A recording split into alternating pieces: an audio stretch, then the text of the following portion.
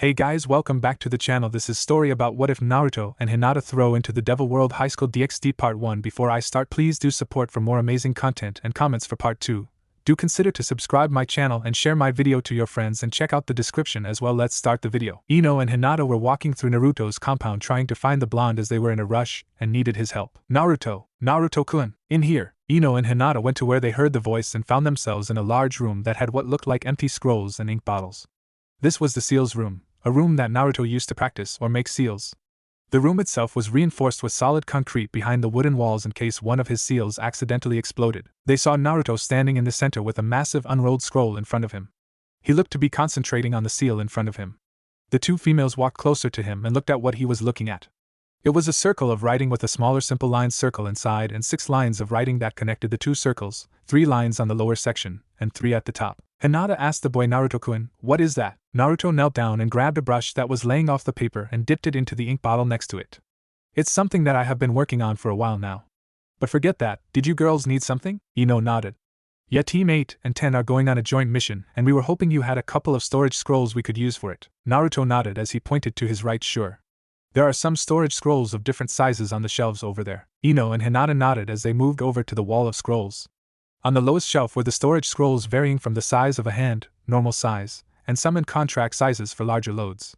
Hinata and Ino grabbed a normal size scroll and one of the larger scrolls as they were going to store all of their supplies and deliveries in it, and the smaller scroll is to hold the larger one. Once they were sure they had the ones they needed, they moved back to Naruto, who was slowly writing on the seal he was working on. Okay, now to test it. The girls got close to Naruto as Ino put the large scroll down and leaned on it as she asked, okay Naruto, what exactly is that seal? Naruto looked up at Ino and in an honest voice said, I don't know. Both girls tilted their heads as Hinata repeated, you don't know. Ino looked incredulous at the boy, how can you not know when you're working on it? Naruto put the brush down as he looked it over. Well, Erosen and showed this seal to me a while ago, and told me that it was part of a jutsu that was unrivaled by any other jutsu. Then how can you not know what it is? Naruto sighed as he spoke, because when he told me that, a woman walked by us just a bit away. Once he saw her, he ran after her, with the paper that had the drawing of the seal on it. He didn't come back until the end of the day, and when he did he told me that he used the paper to wipe his face of the drink that was thrown into his face. The writing was all smudged and unreadable. He just gave me a sheepish smile and said oops. He then told me that even if I saw it completely, it was an incomplete drawing of the original seal. Ino put her hands on her hips as she couldn't believe what she heard. So he shows you an incomplete seal for an amazing jutsu for a split second before going after some woman and comes back with it ruined? Yep, oh sweet Kami. Ino could not help but facepalm at the stupid turn of events that led Naruto to try this. Naruto brought his finger up. I actually was able to get a good view of it, and I have been trying to recreate it as best I could for months. This is actually the first time I finished it, and I'm about to test it to see what it does. Hinata felt worried about this. Naruto-kun, are you sure you should be testing it if you don't know what might happen? Naruto pointed to the larger circle of script. From what I can see, this part here looks like it's part of a summoning circle. So I'm guessing that it might be a summoning of sorts. If I get it wrong, then nothing should really happen, and if something does happen, then the worst would be that it blows up in my face. Ino shook her head. That doesn't really instill confidence, Naruto. Are you sure you want to do this? Well, like I said, I'm going to test it out to see if I got it right. Hinata had a bad feeling about this as she looked to Ino with worry in her eyes. Maybe we should stay to make sure that nothing bad happens. Ino sighed as she looked at a clock on the wall. Well, we don't need to meet with the others for another hour, so we can stay here to make sure he doesn't do anything to get hurt. Both girls chose to stand right behind Naruto as he prepared to activate the seal. Naruto channeled chakra into his hand and took a deep breath. I've got a bad feeling about this, kid. Be careful. Got it, Two-chan. Naruto lifted his hand and slammed it in the middle of the seal as if he was summoning something. All three watched as the seal began to brighten in a brilliant blue light. What they didn't expect was the light becoming even brighter. In fact, it became so bright that they used their hands to cover their eyes. Naruto! What's going on? I don't know. Naruto-kun. The light became so bright that it was impossible to keep their eyes open. This kept going until, aha, the light died down to show that the three were no longer in the room. In fact, there was no trace of them anywhere in the compound. In a flash, the three reappeared somewhere they never thought they would ever be, hundreds of feet in the air. Aha! The three panicked as they opened their eyes to see that they were much higher than any of them have ever been, and they knew for a fact that they would not survive the fall. Naruto noticed that he wasn't in his human form anymore, as he felt his tails flail in the air, but at the moment he needed to save the two girls. Extending his tails, he wrapped them around their waists, and brought them to him. Once he had them, he wrapped them in his arms and tails, creating a sort of protective ball around them using his body. Hinata saw what he was doing and grew more worried. Now, Naruto, what are you doing? Saving you too. Ino also realized this and shouted, Naruto. The now ball of fur was falling fast enough that he could feel his back heating up. Soon he made impact with the ground fast and hard. Boom! The ground shattered, sending a shockwave that could be felt for miles. Hinata and Ino were clutching the fur as they felt the impact who were still covered by the tails, so it gave the little pocket they were in an orange light.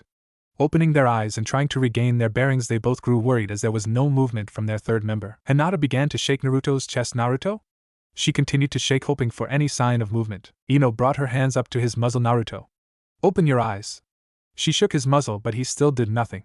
Naruto, this isn't funny. Hinata had tears in her eyes as she was afraid that they could have just lost the one they love. She buried her face in his fur as she began to cry. Ino would not accept this as she kept shaking him, but she also began to tear up. Naruto, Naruto. She slammed her fist in his chest as she was at her breaking point. Naruto, gasp. Both girls looked at Naruto's face and felt sheer relief as he opened his eyes. Naruto could only groan in pain now. Hinata moved closer to his muzzle. Naruto, what hurts? Everything. He slowly began to uncurl himself and let his tails fall to the ground. My healing is already working on my shattered body, but it's going to take a while. Before either of the two females could say anything, they heard voices around them. They noticed that they were in a cloud of dust that was clearing up. They saw that they were in a crater, which made sense based on the impact they made. But they saw some unfamiliar people wearing odd clothing. What they didn't know was that based on said clothing, they weren't in Konoha, since absolutely no one wore what these people were wearing. Suddenly Naruto's eyes shot open. We need to leave. Hinata looked to Naruto as he began to slowly get up.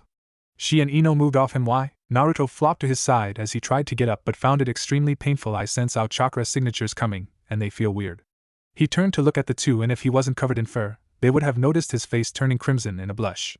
He turned his head away, which caused him to wince in pain but kept his gaze away. The two girls were confused about what he was doing, but they felt a breeze pass through them, and they felt chills where they shouldn't.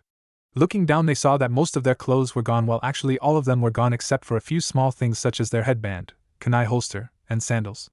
Both shrieked in embarrassment and covered themselves as best they could. Naruto winced again at the shriek, but he didn't have time to think of what to do since the two girls then used his tails to cover themselves. The issue? He can still feel through his tails. He had to shake these thoughts out of his head since he could feel the unfamiliar chakra getting closer. Using the tails around the girls, he picked them up and placed them on his back while still using the tails to cover them, and began to slowly move out of the crater. As painful as it was, he did not want to risk what could potentially be an enemy when he was at the moment wounded heavily. He didn't pay attention to the people since their chakra was so low that he would almost think that they didn't have any, but he brushed it off since all living things had chakra in order to live. Once at the edge of the crater, he pushed himself as much as he could and ran away in a random direction, entering an alley and using the shadows to keep them hidden. A few men and women, all wearing Miko clothing, ran into the area and were surprised to see a massive crater in the middle of the street. They looked around to see that many citizens were injured due to what could have impacted here, and some of them went to aid the injured by moving them further away from the hole. A priest began to examine the crater to see if he could get any clue as to who did this. An attack like this is not tolerated by any of them, especially Yasaka.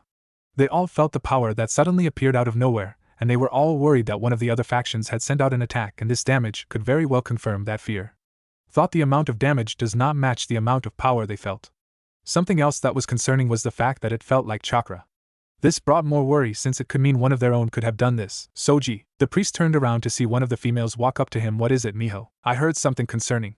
Seeing him nod for her to continue, she began, as we were helping the injured to locations so they may be retrieved by medics. Many of us overheard that a large multi-tailed fox came out of the crater with two bear females before it ran away. She pointed in the direction the people said it went. Soji grew some concern when he heard of the two females that were spoken of, but the sound of a multi-tailed fox here brought panic to him. He could only think of the only two multi-tailed foxes that exist.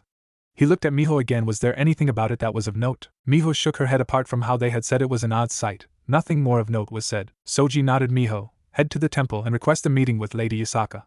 Ask if either she or Kunu were here. If it was one of them, then there must be a reason. It might be that Kunu has gained a fox form and did not know how to control the power she had. Also, inform the others to begin to erase their memory of the fox. No one is to remember about this. Miho bowed as she walked away. Shoji went off to begin the erasure of the humans' memories.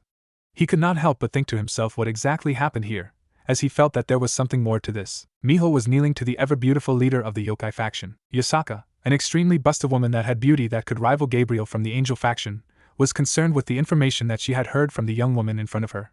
I can assure you that neither me nor my daughter, she gestured to her 8-year-old daughter that sat next to her, were out of the temple today. I have also felt that sudden surge of chakra and am concerned greatly with the information you have given me. Kunu and I are the only remaining fox yokai that possess multiple tails. The fact that the humans are speaking of seeing another one, could potentially mean that either that there was one out there in hiding or one of the other factions is plotting something that could create discord within our faction. Miho lifted her head with a questioning look. What do you mean, Lady Isaka? The power I felt from that surge was not only immensely powerful, but it was also different from our own chakra. The fallen angels or devils could have attempted to create their own QB as a means to attack us and usurp my title. She stood up and gave an order to all that were in the room: seek out this intruder and bring it to me. If it proves too much, then retreat, and inform me so that I will handle it myself. I will not allow anything to disrupt the fragile peace we have here. Everyone nodded as most of them left, with a few remaining to continue to guard their leader. Yasaka is usually a very kind woman, but this situation requires her to take action. A threat to her people must be dealt with. Mother? Yasaka looked at her daughter as the said girl was giving her a quizzical look. Kunu, I want you to remain here on the temple grounds as we go find this unknown intruder.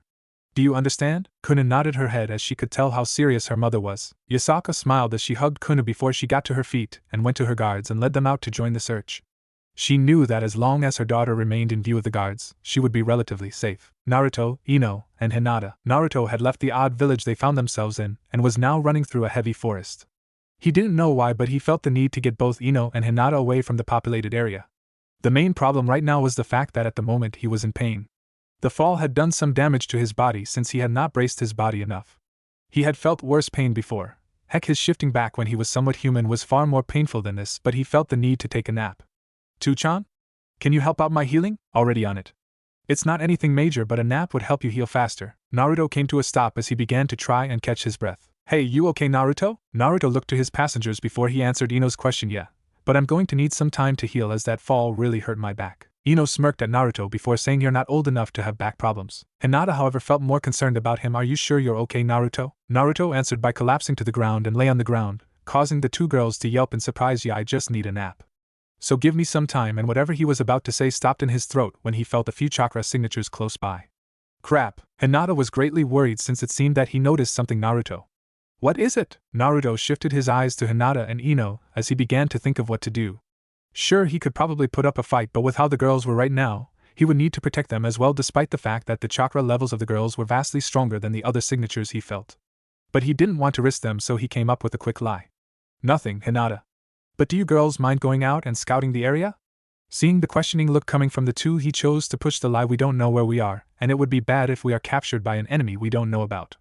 While you're gone, I will stay here and regain my strength. Ino gave Naruto an incredulous look. Why would we leave you alone in a possibly hostile area? Ino, I'm a censor. I am also stronger than both of you, even if I feel like a doll that was given to a hyperactive kid.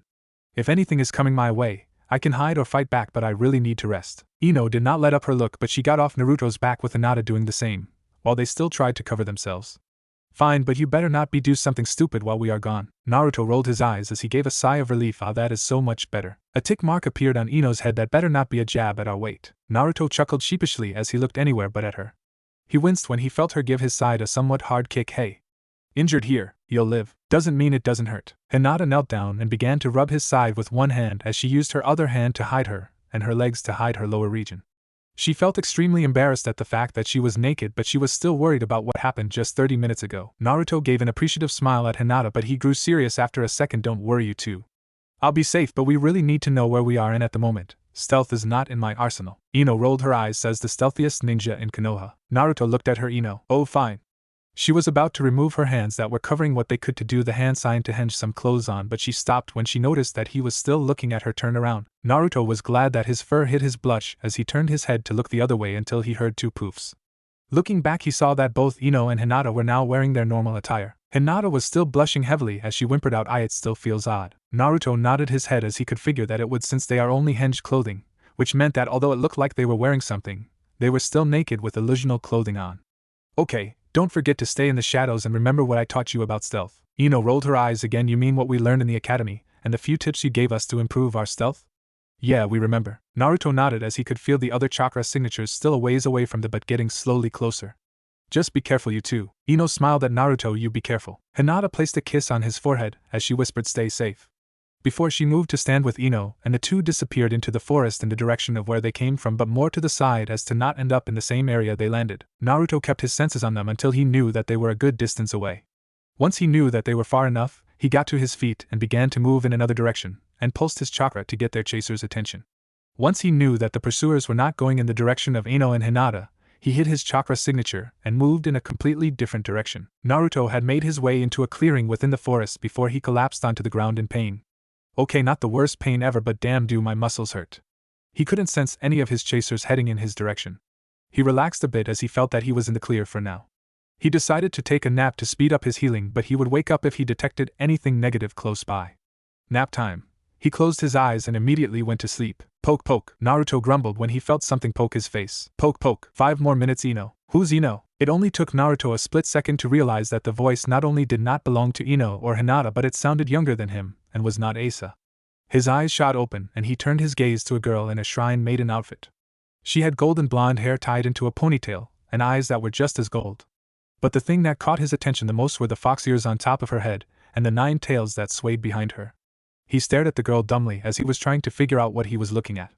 It was only when she poked his nose, causing him to go cross-eyed, that he was brought out of his confusion. Good afternoon. Who are you and what are you doing in our backyard? Naruto blinked a few times before asking backyard. The girl nodded yep. You are in my home's backyard. I come here with my mother sometimes to play. Naruto looked around to see if he could see any house nearby, but all he saw was more forest. How big is her backyard if I can't even see her house? He looked back at the girl and could not help but stare again at the extra features she had. Tuchan, am I crazy or does this girl have fox ears and tails? No.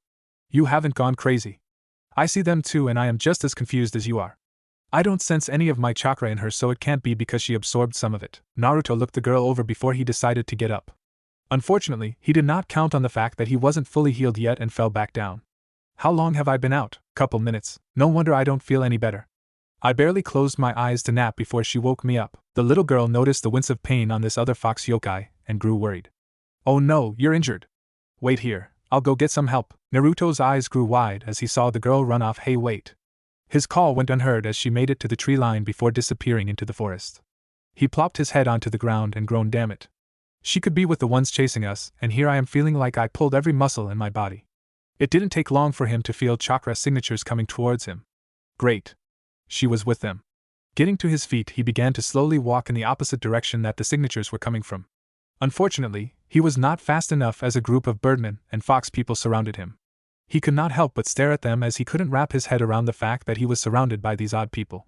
His keen hearing did pick up whispers coming from some of them. This must be the one that we were sent out to find. He had gotten so close to the shrine and very few were here to protect Lady Kunu. He must not be allowed to escape. During all this, the little girl who he assumed was Kunu walked up to him. You are injured. Why are you trying to run away? Naruto looked down at the girl and gave her a toothy grin. Because I like playing hide and seek. Kunu puffed out her cheeks in a pout. Mother always told me that I should rest if I am hurt, so you should too. You can play later. Out of the many things that he expected, he did not expect to get scolded by a girl just a few years younger than him. It was so ridiculous that he ended up laughing. Ha ha ha ha ha ha ha ha ha. Everyone there was a little stunned at the sight in front of them. Their leader's daughter was at the moment pouting at a larger 6-tailed fox, albeit an odd-looking one. They shook their heads out of their shock in time to see Kunu stomping her feet on the ground, reprimanding the still laughing yokai. They closed in on the two, with one fox woman gently pulling Kunu away, with a group of Tengu raising their weapons at the red fox. You are to come with us peacefully. Naruto stopped laughing as he looked at the bird people around him. He could sense the chakra levels they had and knew for a fact that based on that he could beat them all easily if he went all out. But right now he was still worn out and was still in the process of healing. He still tried his luck though. And if I say no, I would very much like it if you said yes, as I wish to speak with you since you had not harmed my daughter when you had the chance. Everyone looked to where the voice came from to see Yasaka walking towards the group. The ones that were with Kunu bowed to her while the ones surrounding Naruto kept their gazes and weapons on him. Naruto could not help but be in awe of the voluptuously beautiful woman that was coming closer. Though it wasn't just her beauty that caused him to be this way. It was also the fact that she was just like Kunu. A 9-tailed fox woman. Did you have family that I didn't know about, Tuchan? Besides you and my fellow Bijouno? He was also confused about this woman, as there should not be another 9-tails since he is the only one. Naruto heard the others there call the woman Lady Yasaka. He figured that she was someone of great importance if everyone was bowing to her. He watched as she stopped right in front of him and looked him over. He felt a little self-conscious as he was never looked at with intrigue before, much less in his fox form. Deciding to be the first to talk, he lifted his paw, which caused the bird people to tense up. Yo, he gave Kakashi's signature hellos, which caused some of the Tengu to face fault while the rest sweat dropped. Yasaka, however, just smiled. Based on the tone of the voice, she concluded that this yokai was young. Extremely young, and she could not feel any ill intent coming from him, kind of a gut feeling, instead of an actual sense. Greetings. My name is Yasaka, leader of the yokai faction and protector of Kyoto. May I ask who you might be and what your intentions are? Naruto paused as several things about what she said confused him. He didn't feel any malice coming from the woman, but the guards around him were not helping him relax. My name Ao is Naruto Ao Uzumaki Ao. And Ao, what do you mean Ao? You are Ao, the protector of Ao Kyoto. Where even is Ao that? And what Ao is the Ao yokai faction Ao? Yasaka would have taken this seriously if it wasn't for the fact that her daughter was at the moment tugging on one of his ears. Her smile grew at the fact that Kuna seemed so interested in this newcomer. Kuna stopped what she was doing and looked to her mother. Seeing the slight reprimanding look her mother had, she let go of Naruto's ear and moved to stand by Yasaka. Naruto was glad that the tugging stopped. Despite it not hurting, it was still somewhat of an irritation. However, he could not help but smile at the Kuna that now stood with Yasaka. Well, now I am curious about you, young Naruto. How are you not aware of the yokai faction when you yourself are a yokai, albeit an interesting one? Are you perhaps ignorant of what you are, or you are playing ignorant to get on my good side? Naruto tilted his head in confusion as he could not think of a reason why it would be a bad thing. Sure, she said she was the leader of a group, but he didn't know anything about them, or what village he was in. If he wasn't so sure that he wasn't in Konoha, he might have guessed he was based on the abundance of forest around him. He didn't like the fact that he was surrounded, but he couldn't make a move just yet. I know what I am, but I still don't know what this yokai faction is. I just did some crazy jutsu and found myself falling before crash landing in this weird place with weirdly dressed people around me. Then I go to take a nap to rest, and then Kuna there pokes me and wakes me up. She goes to get me some help, and now I am surrounded by bird people and some fox people. He made sure not to mention Ino or Hinata, as at the moment he wanted to get some info about where he was. Enko made sure to pound a lesson on info gather into his head. One of the Tengus sneered at him, a likely story. Naruto looked at the crow person with irritation evident in his eyes. And what does that mean? You obviously came here for something. You most likely attacked a public place to get us to begin a search for you, and while the shrine was empty, you come here and kidnap Lady Kanu. Naruto glared at the Tengu. Keep talking like that, and I'm going to have some fried bird for lunch. Why you? Enough. Yasaka flared her power to get them all to become silent. Naruto was in awe by the show of power, but he was unaffected by it. He sighed as he mentally asked, well, how am I? You won't be able to fight at your fullest, but you're good to go with what you want. Good. As Yasaka was looking at her subjects, Naruto got back onto his feet and stretched out his back legs one at a time. The movement caused them all to tense as he popped a joint in his leg. Yasaka finally noticed his size. Standing up, he was a little under her height. She examined his body more, and if she had to say anything about him, she would have to say that he was rugged compared to her fox form, and the tails seemed to be in constant motion. She also took note of the black marking that went from his eyes to his, what she assumed to be the mane tail. She also noticed the small bit of blonde fur that bordered between his black-furred paws and the red fur that took over most of him. Naruto looked Yasaka in the eye and smiled. Well, as much fun as it was to be held prisoner, sort of. It's time for me to go. The Tengu surrounding Naruto tensed up and held their weapons firm, with one of them saying, what makes you think you can just leave? Naruto smiled at the Tengu that spoke as his tails stopped moving. What makes you think you can stop me? At that moment he spread his tails to be in a fan formation. Suddenly smoke bombs fell around him, causing everyone to jump in surprise. Everyone covered their faces as they all began to cough. Yasaka and Kuna kept their gaze at the spot Naruto should be at. They both heard a poof and soon saw a silhouette in the smoke that did not resemble the fox they just spoke to. It was human-shaped and looked only to be a little taller than Kuna. Thanks for trying to help me, Kuna, and it was nice to meet you, Yasaka. Maybe we will meet again. Yasaka and Kuna tried to see through the smoke, but the only thing they could barely see were a brilliant set of blue eyes and a cheeky smile with cheeks that had whisker marks. They then saw that he disappeared from within the smoke. Once the smoke cleared, Naruto wasn't anywhere to be seen. Yasaka could not help but smile, as this was an interesting meeting she had with a boy that appeared from nowhere. What an interesting boy. Everyone there began to call out that they should go find the fox as fast as possible. Naruto was running through the forest hinged into his normal shinobi attire. Thanks for the save, you two. Ino and Hinata were looking at Naruto, with the latter looking relieved that he was okay and the former looking irritated. Did you have to do that, Naruto? We could have just left and figured out stuff later when you were fully healed. Naruto sheepishly rubbed the back of his head. Yeah, but I didn't expect to run into these weird people when I went to go take a nap. And I wanted to get them off your tail too. Ino shook her head. Fine. Did you get anything useful? Not much. Just that woman was the leader of the yokai faction, whatever that is, and that this is someplace called Kyoto. Hinata and Ino looked at him in confusion, as neither of them had heard of such a place. Hinata then thought to say something. Naruto, there is something you should see. Naruto tilted his head before nodding and slowed down a tad so he could follow the girls to where they wanted to take him. The three soon ran up a building and stood on top of it and looked out onto the area. Naruto was even more confused now, seeing bright moving carriages, people wearing weird clothes, and buildings unlike any he had ever seen before. As he looked at the scene, all he could think of asking was, where the hell are we? The three shinobi were looking out on the civilization they now know as Kyoto. None of them could understand where they were, but what they did know was that Naruto's seal test had sent them somewhere. Ino was shaking Naruto by his collar while shouting in his face, "Naruto, what the hell was that seal you used? I told why you that I don't know. Well, you better figure it out because right now we are in an unknown village, being chased by weird animal people, and we don't have any clothes." Hinata wanted to stop Ino from what she was doing, but what she said caused her to become more alert. She activated her Byakugan and sent out her vision as far as she could. Through this action, she noticed something rather disturbing and something else alarming. The disturbing bit though can wait as she spoke to her companions. "Naruto! Ino! They are coming this way." Ino stopped shaking Naruto and dropped him before she became serious. "How far?" 150 meters and closing. "They aren't on a direct path, but they are coming towards our general direction." Naruto got back to his feet and looked at the two. "They send out groups to find me, so it might be that the group is just coming this way, but they might have a sensor and sensed us when we went up the wall."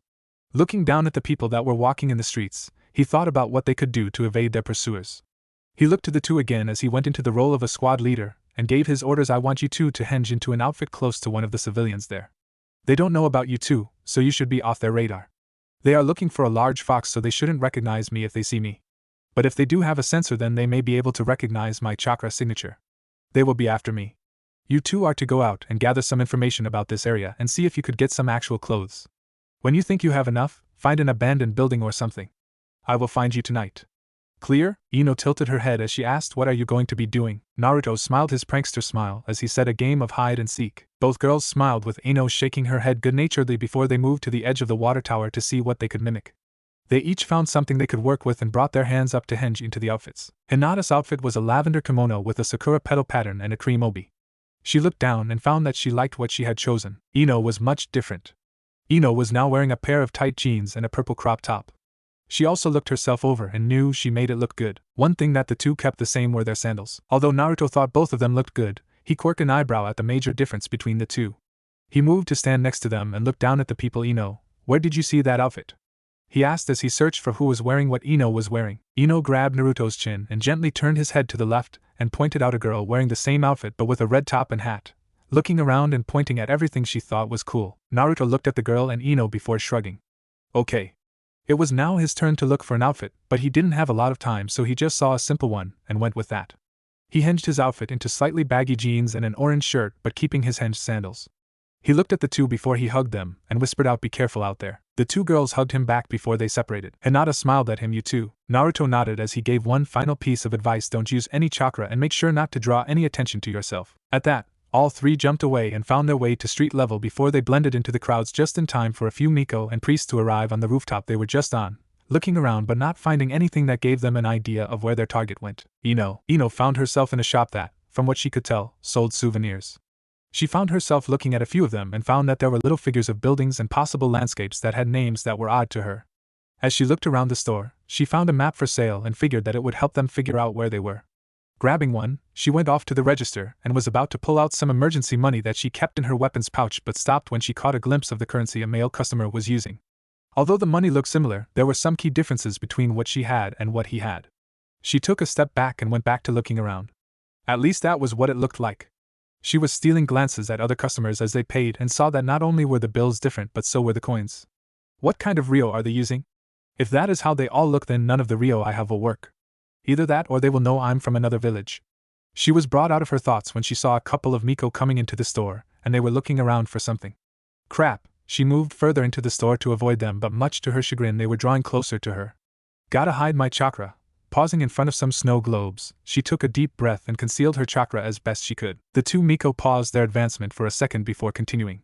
They had lost the signature they were looking for as it was unfamiliar to them. They had assumed that it was the fox that escaped them but were unsure since although they all could sense chakra, none of them could tell the difference between one or the other. They only followed this signature because it felt different from what they were used to, which was odd to them. Ino was internally panicking as the Miko had stopped right behind her. She paused her browsing to look at them and give a friendly greeting before moving away. As she moved away, she caught sight of them jolting their head out of the entrance before they quickly walked out of the store and ran in a random direction. She was confused about this for a second before she let her chakra loose for a split second and used her sensor ability to see what it was they were chasing. She knew immediately that Naruto was pulsing his chakra to get their attention. Thank you, Naruto. She decided that it was time to move on. Seeing the map in her hand, she questioned whether or not to just take it. From what she could tell, none of the occupants of the store were shinobi, so she could sneak it out. But she hated the idea of stealing from a store like this. Kunoichi she may be, But sometimes she just felt wrong for this kind of thing. Mentally steeling herself, she moved back over to the maps pile before swiftly removing her map out of its plastic wrapping and threw said wrapping into a bin that had some umbrellas. She slipped her map into her weapons pouch and grabbed another wrapped-up map to make it look like the map never left her hand. She placed the map back into the stack that was there before heading out of the store. She gave a farewell to the elderly man that was at the register before exiting and walking off. If our currency is different from everyone's here, then getting supplies is going to be a bit harder. She looked around at the people before thinking better start gaining intel. Naruto gave me the chance, so I'd better use it. Making sure to hide her chakra signature, she began her objective, while hoping Hinata was having better luck than she was. Hinata was having just as much luck as Ino. She had also seen that the currency was different from what she had and figured that she would not be able to buy anything. Unlike Ino, Hinata had chosen not to steal from anyone as she was completely against doing such a thing. She had also had a run-in with 3 priests, but the difference is that they were confronting her. "Excuse me, but may we be of assistance? Please take no offense to this, but we had noticed that you are blind and do not seem to have a guide," spoke one of the priests. He had dirty blonde hair that stopped at his shoulders and simple brown eyes. Hinata smiled as she put on a simple bystander act. "I thank you for your offer, but I am not in actuality blind. Although my eyes are like this, I can see perfectly fine." She bowed to them in a show of thanks for the kind gesture. The second priest, a man with black hair and sharp black eyes, showed his surprise as he spoke. "Oh, forgive us. We were under the assumption that you had lost your way due to an inability to see." He bowed along with the other two, asking for forgiveness. Hinata smiled as this was not the first time that someone had mistaken her eyes for being blind. In Konoha, there were times a civilian or child that would offer their help thinking that she was blind, only to find out that the Hyuga eyes were all like this, even if hers had a different tint to them. She always found it amusing as a dojutsu that had the ability to see almost 360 degrees around looked like the eyes of someone who had lost their sight. She smiled at them as they raised their heads before speaking. "There is no need to worry. I am used to people believing that, and I hold no ill will to you." The third priest, a man with pure blonde hair, nodded. "Well, forgive us for the misunderstanding. Although, why are you here on your own? A young girl like you should not be without your parents." Hinata felt a bit nervous because if she said that she was on her own, they might wish to escort her around, and that was something that could cause problems.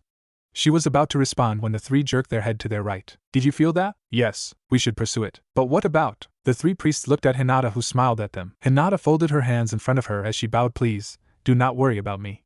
I am on my way to meet someone and I should not hold you up with my errand." The 3 nodded to each other before the black hair priest spoke to her. "As long as you remain in a populated area and watch out for any unsavory characters." Hinata bowed again. "I will, and thank you for your concern." He then looked to the other 2 and whispered out, "We should go before we lose track of it." Seeing the other 2 nod, he looked back to Hinata and gave his farewell along with the other 2. Hinata watched them leave and sighed in relief. That was close. I should begin information gathering before looking for Ino. She walked back into the crowd to begin gathering intel on their location. Park. Naruto was sitting on a bench, enjoying the slight reprieve he gained from the game of hide-and-seek with the Mikas and priests. He even had to hold in his laughter when a few just walked past him, looking around as if they got a brief ping of his signature and unable to see the fox they were looking for. It also made him think they weren't really taking it seriously since they themselves had fox ears and a tail, but they hid them so they could walk around the people, and it looked like they didn't even consider that he could do something like that. But at the moment it didn't matter as he leaned his head back, closed his eyes, and felt the need to rest a bit. He would like to take a nap, but at the moment he was in a henge, not a shift. So if he took a nap, his henge would dispel and he would show his fox form to the world. After a few minutes of resting, he felt a couple of chakra signatures getting closer. He kept his eyes closed as if he was just a normal bystander enjoying the day. It's how he acted when the Mikas and priests were around, so he figured that these 2 would just walk past him. After a few moments, he felt that the 2 just stopped in front of him. He didn't feel any negative emotion coming from the 2 and wondered why these 2 would just stop there. He had his chakra signature completely concealed, so it shouldn't be that they sensed him. He kept wondering this until he recognized the 2. "It is a lovely day to enjoy in the park, isn't it, young Naruto?" Crap. He now recognized fully the chakra signature as well as the voice. Opening his eye and straightening his head, he saw that the 2 that were in front of him were Yasaka and Konu. He sighed in defeat as he knew that he wouldn't be able to say that he wasn't Naruto since the 2 didn't ask if he was Naruto, they knew that he was. "How did you know it was me?" Yasaka smiled at the boy as she moved her hand over to him. Naruto felt no ill intent, so he allowed her to move. Not only that, the woman gave off a gentle aura that just made you like her. Yasaka placed her hand on his cheek before she ran her thumb over his whiskers. "We were able to catch a glimpse of your cheek and eyes. Although in your fox form, you have the same brilliant eye color and would be easy to hide. Your whiskers are easily recognizable." Naruto did his best not to purr as she stroked his whiskers as he looked into the woman's eyes. He caught movement in his peripheral vision and turned his head to see Kuna getting on the bench and sitting next to him. Kuna looked at him as if looking for any injuries. After seeing that he wasn't wincing in his movements, she smiled at him. Looks like you are no longer injured. Naruto nodded as he smiled at Kunu before he brought his hand up and patted her on the head. This caused her to puff out her cheeks in a pout. Yeah, I'm fine now. Thanks for trying to help me out earlier. Kunu swatted at his hand as she did not like being treated as a child despite the fact that she was one. Even if she was just a few years younger than he was. Yasaka smiled at the interaction between her daughter and the boy. She removed her hand and took a seat on the other side of the boy. Naruto noticed this and shifted his body so he could stare straight forward with Yasaka on his left and Kunu on his right. After a few moments of silence he spoke. So what do you want with me? Yasaka was surprised by how professional he sounded. A boy at his age acting more like an adult that has seen more than a normal person should have was a little disconcerting for her. She could understand being a bit mature during moments that required it.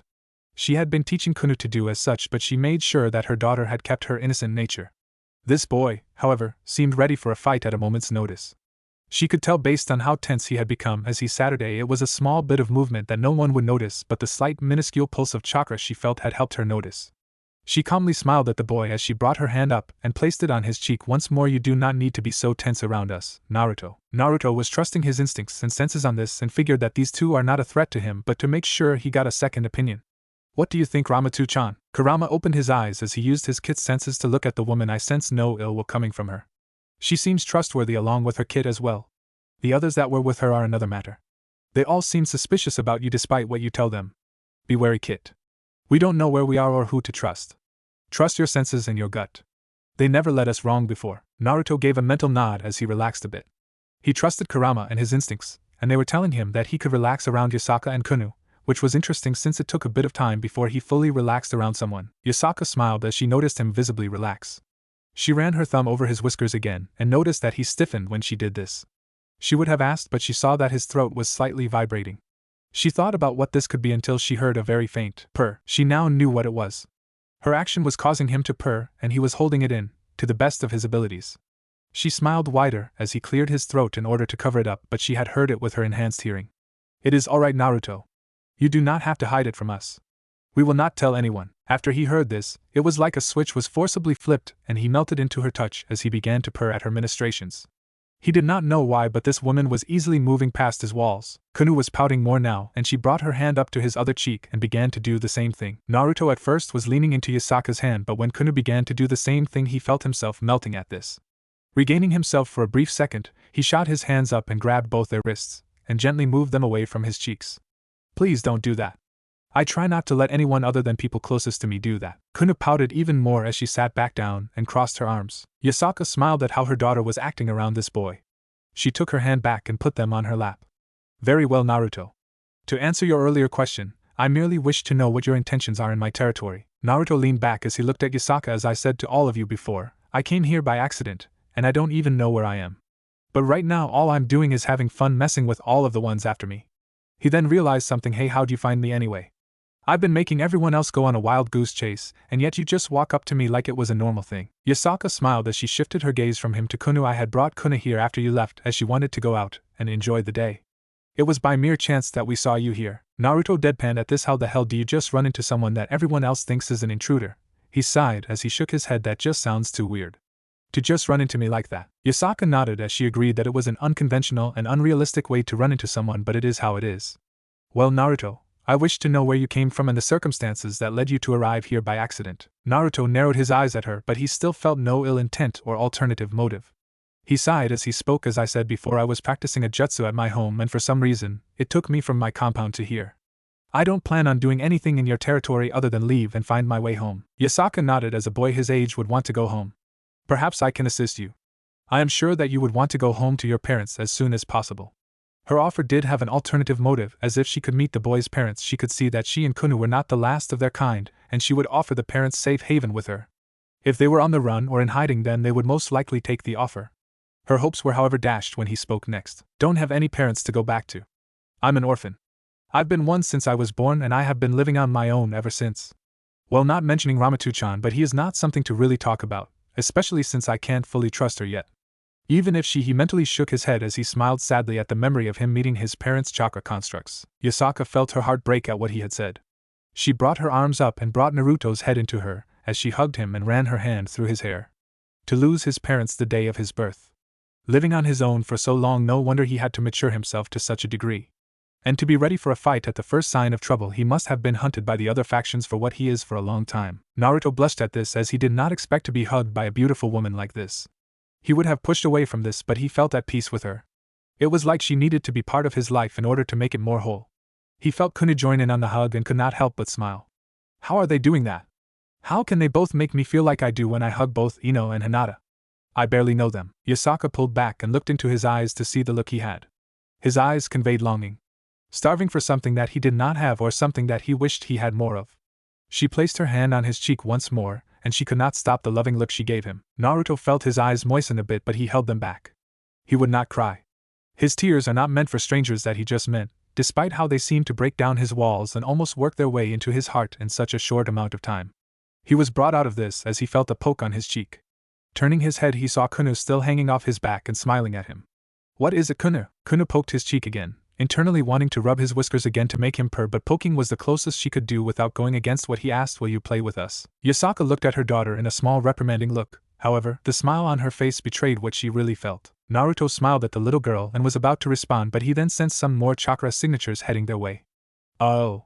He sighed as he knew that this moment he had with these two was now over. He got up from the bench with Kuno still hanging on his back. Sorry Kuno, but it seems that my time here is up. Both Kuno and Yasaka were confused about this until after a minute the older of the three foxes sensed that some of her subjects were heading their way at a decent pace. He was able to sense them from that far? How much had he gone through to have senses so sharp? Kuno teared up as she knew that this meant he was about to leave, and she didn't want to say bye to her new friend. She didn't get to say anything as she was picked up from under her arms and placed on the ground by her mother. Yasaka stood in front of Naruto as she spoke in a soft voice. You do not have to leave, Naruto. I could offer you a place with us. You do not have to be on the run anymore, and you could soon find this place to be your home. Naruto smiled at this.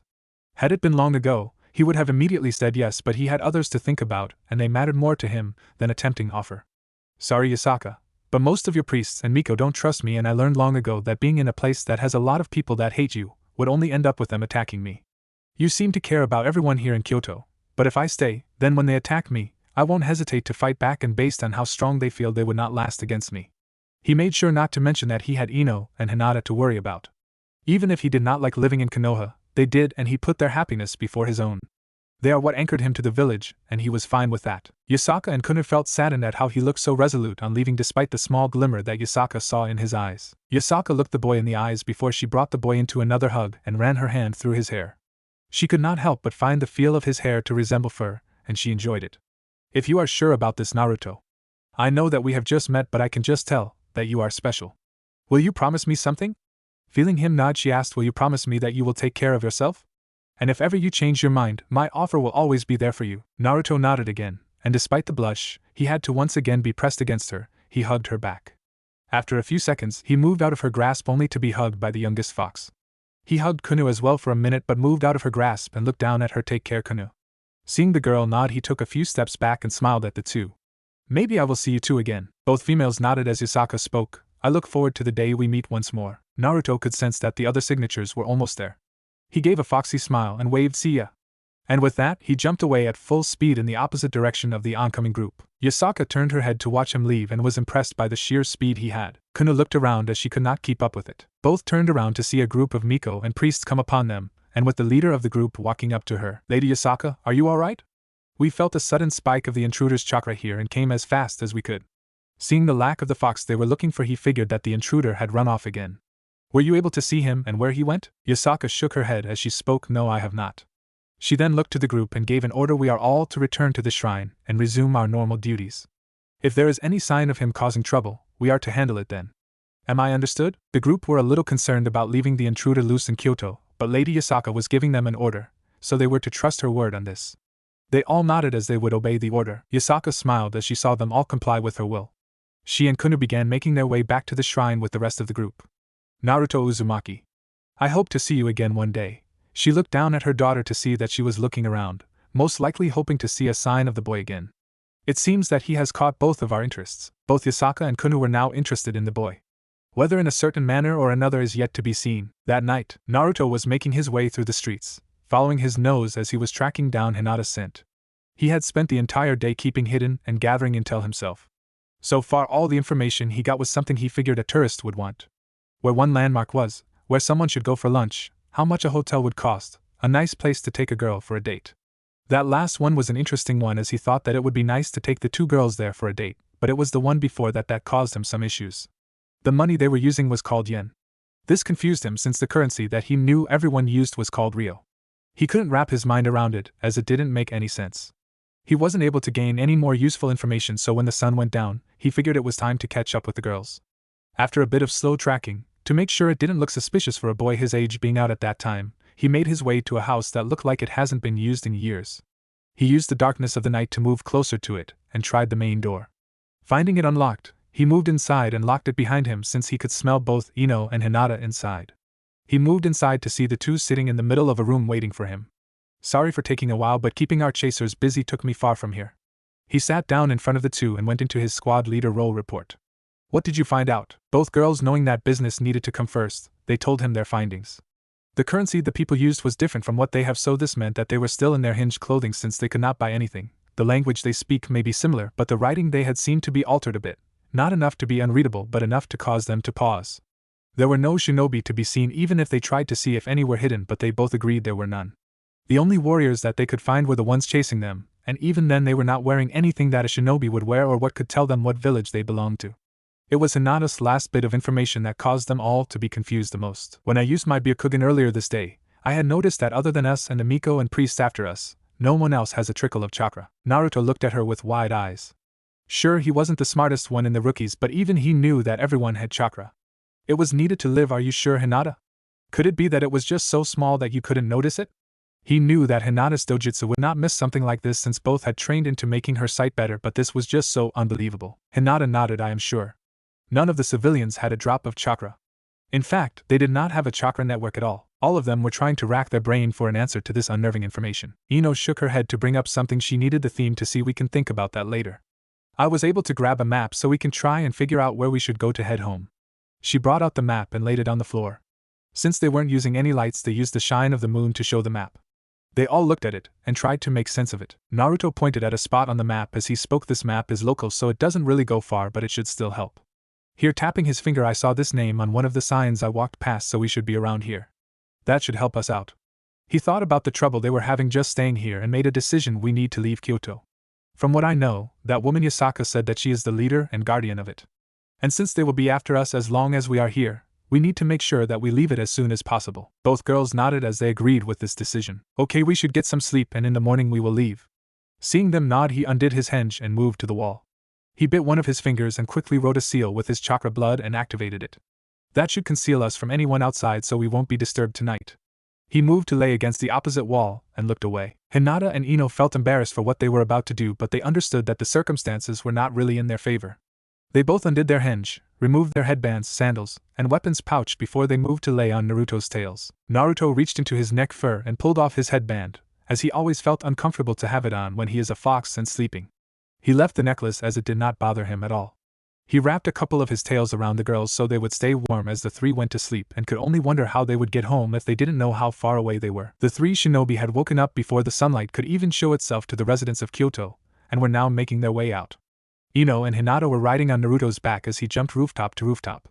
From what he remembered from the map, the direction he was going would be the fastest way, and since he couldn't feel any chakra signatures nearby, he figured he was in the clear. Ino, who was sitting in front of the two riders, looked down at Naruto as she called out to him, Naruto, do you have a plan on what to do after we get out of Kyoto? Naruto shook his head as he spoke. No.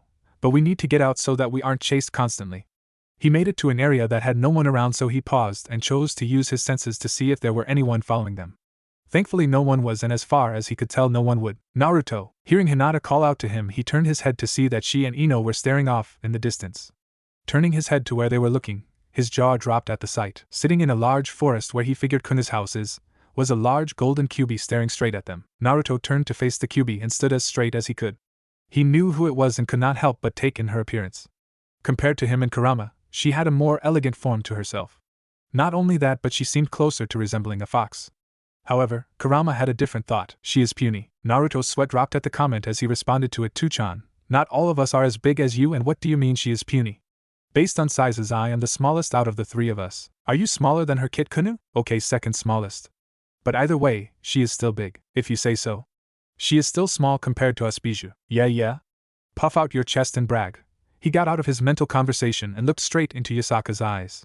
After they stared for a minute, he bowed his head in gratitude. Yasaka nodded at him, each of their messages being received. Thank you for your concern and offer, Yasaka. Take care of yourself, young Naruto. With that, he turned and ran away as Yasaka shrank back down to her human form. Hinata looked down at Naruto as she could tell that something happened between the two. Naruto, what happened back there, and what was that? That was the blonde woman from yesterday. Ino looked shocked at hearing this and turned her head to look back at where the Kyuubi was. Are you saying she is like you? Naruto shook his head. I don't think so. Her power felt different from what I and Tuchan have. Heck, from what I felt, her chakra feels way different from ours, even you. Hinata then asked, so what was that you did before we left? Naruto said nothing for a second before he responded, I was thanking her for showing concern for my well-being. Ino and Hinata felt that there was more to what he said, but right now they had to leave and felt that Naruto shouldn't be distracted. The three made their way out of Kyoto and into unknown territory, unsure of what they were getting into. 1 year later, Naruto was sitting on the floor of a decent-sized house, with papers scattered all around him as he stared at a large scroll of paper that had a large seal on it, much like the one he was testing back in Konoha. After the three had left Kyoto, they soon learned that they weren't anywhere near Konoha. In fact, they found out that they weren't even in the elemental nations. Somehow, the seal that Naruto was testing out had teleported them into a completely different world. They couldn't believe such a thing happened, as it was something that they thought only happened in the manga they sold back in Konoha's bookstore. After they finally accepted this, they spent a lot of time learning as much as they could about the world they were now in, and they just couldn't believe the major differences between their world and this one. With Ino's mind jutsu and Naruto's devil luck, they were able to manipulate their way into getting the house they now live in. They were able to get the house thanks to Naruto's immense amount of luck. The three had gone to a casino that they passed during their travels, and after learning that they needed to be older, they used a henge to get in and gamble. 1 coin was all Naruto needed to win the jackpot on a slot machine. Thankfully, they had found that 1 coin on the ground, and after they won, they left the casino with enough money to live comfortably for a while. They chose not to keep playing since they only needed enough to get on their feet. Once they had settled into the house, they began making it as comfortable as possible for however long they would be staying in this world. Naruto even decided to let Yasaka know about him finding a place to stay. He was able to deduce the address she had with a little help from Ino, Kurama, and the map they still had. He felt that he should let her know about that since she was so concerned about his well-being. So they kept in contact through letters. Kunu also wrote to him saying she wanted to play with him again, but he had to tell her that he was too busy to do so, but that he would come to visit when he could. He was thankful to Yasaka for not sending anyone to check up on him. He felt like there was more to why she wouldn't do that, since it seemed like it would be something she would do for him, but he didn't question it. They also fixed another issue. They had found a way to at least communicate with Konoha. The idea was solid, but it had severe consequences that they almost paid. Flashback. On a rooftop void of any people stood the 3 ninjas, with the male blonde standing in the center. The 2 females stood at the side waiting for him to summon one of his toads. They would have offered to summon their own, but Naruto said that his summons had a more direct connection to Konoha. Naruto took a deep breath and began. He bit his thumb, smearing the red liquid on his palm, went through the hand signs, and slammed his hand on the ground, summoning jutsu. The 3 waited for the poof of smoke to appear, but surprisingly nothing happened. At least nothing visible happened. Ino and Hinata were confused about why nothing showed up as Hinata asked Naruto, did you not do the hand signs right? Ino shook her head, that can't be it. It's the same hand signs we do when we summon. Maybe he didn't put in enough chakra. Who are you trying to summon anyway? Naruto got back up as he looked at his palm. I was trying to summon Gamakichi. He could feel something off. He had put in the chakra needed, but something happened to him. Ino then shrugged her shoulders as she moved up close to where Naruto was. Let me try. She bit her thumb to let out her blood and went through the same process Naruto did. Naruto's mind was going miles a second as he tried to figure out what was wrong until he realized something. He was winded. Tired? But I'm never tired. It was then he figured it out. Why it didn't work, and why he felt so drained. He shot his hand forward and grabbed Ino's wrist just before she could slam it on the ground. Thankfully, the sudden action and the accidental force he put into his grip caused her to yelp instead of calling out the jutsu. Ino winced at Naruto's grip and looked at the boy with a glare, but it died when he saw a bit of panic in his eyes. Naruto. What is it? Naruto panted a bit as he looked at Ino. Don't try to summon. He looked to Hinata. You too, Hinata. The brunette tilted her head in confusion. But why? He took a deep breath before saying, I had done it right, but the reason that it didn't work was that I didn't put in enough chakra for it to work. Ino huffed as she spoke. Then why won't you let me do it? Because the amount of chakra that was used was enough to summon Gamabunta 100 times over. Both girls looked at him in shock. They had heard that it took a great amount of chakra to summon the Toad Boss. To hear that he used that amount and nothing happened told them that even if they did try, they wouldn't be able to use it either. Naruto continued, not only that, but it was like my chakra was pulled into the jutsu. If either of you had tried to summon, and the same thing happened. The girls understood the implication, and they now saw that Naruto looked slightly tired. If the amount of chakra taken had caused a chakra beast like Naruto to feel tired, then with their chakra levels they would not survive. End the flashback. Thankfully, with Kurama's help, they were able to summon Gamakichi, though their chakra levels had dropped thanks to that. They were able to send a message back to Konoha with an explanation as to how they ended up there. Naruto knew that he was in trouble with Tsunade since he was the one to test out an unknown seal without knowing what it was, but he knew for a fact that Jiraiya was never going to walk again after she kicked his ass and beat him within a centimeter from death, heal him and do it all over again for showing him the seal without any proper context on what it was. They also learned that there was a sort of time displacement between where they were and where Konoha was, meaning time flowed very differently. This would be a problem since on Konoha's end they were going much slower compared to where Naruto and his girls were. There was no real way of telling the rate between the two worlds since it was a headache trying to. On the bright side, Tsunade and Jiraiya, who was thankfully still alive after Tsunade was done with him, had sent over scrolls with instructions to continue their training so they didn't get sloppy. They had also told them that they would try and think of something to bring them back on their end while Naruto should try and do the same on his end. And that was what Naruto was doing, but he dared not test it because he wasn't sure if it would have the same effect or if it would even send them back to their own world. And reverse summoning wouldn't work due to the chakra requirement, and the fact that it would be much harder for Ino and Hinata since they couldn't directly contact their summons, so they had less chance of being reverse summoned. But Naruto would not give up. He didn't care how long it took, he was going to get Hinata and Ino home. He was brought out of his musing when he heard the front door open.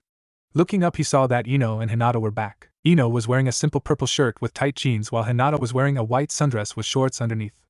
Can't think of any casual clothes at the moment. Ino was wringing her hands as she looked anywhere but at him. Naruto didn't need his senses to tell that she had done something that she knew he wasn't going to like. Ino, what happened? Ino kept shifting her eyes everywhere until Hinata placed a hand on her shoulder. She looked at the Hyuga to see a stern look in her eyes. She sighed as she finally looked at Naruto. I messed up. Monday. Ino, out of all the things that you could have said, why did you have to say that? Come on, Naruto, I said I was sorry and I panicked. Turns out that during Ino and Hinata's outing, an officer had stopped them and asked them why they weren't in school. Now for a couple of trained kunoichi, they could have easily gotten away and never be seen by the man again. However, they were trying to keep a low profile and did not want to garner any attention to themselves. As such, they had chakra suppressant seals on them so they would not use their chakra. Not only that, they still had their gravity seals so they would be sluggish. Also, there were people around so it was not like they could just attack an officer without someone getting a picture on their cell phones. Ino had been the one to speak saying that they were off on that day, which got the officer to ask which school they went to since he was sure that there were no schools around that had the day off that day. Ino felt nervous now since her bluff was falling apart fast. Her eyes darted around and saw a sign that had the word academy on it. She pointed at the academy and said that they themselves had the day off from this academy since they had some business that took priority. The officer was skeptical and said that he would be checking in with the dean in order to validate her claim. Thankfully, he would not do it at that moment, but he would do it the next day. The three ninjas then went into the school as if they were visitors and met with the dean. With Naruto sealing off the room so they wouldn't be detected by anyone, Ino entered the man's mind and created records of them being transfer students. That would validate them not being in school as it would make it seem that their business had to deal with them transferring in. An interesting bit of info was that the man that they thought was the dean was a man filling in for the actual dean. Apparently, the real dean was off on overseas business. This didn't hinder them as they still did what was done. This all led to now. The following week was when they had to start, and Naruto was not happy about this. The three were walking through the main gate, each wearing the school uniform, and something that they noticed straight away was that there were no males around. Naruto felt very uncomfortable since all the girls were staring at him. Ino, do you know why there are no other guys here? Ino looked chuckled sheepishly as she messed with the hem of her skirt.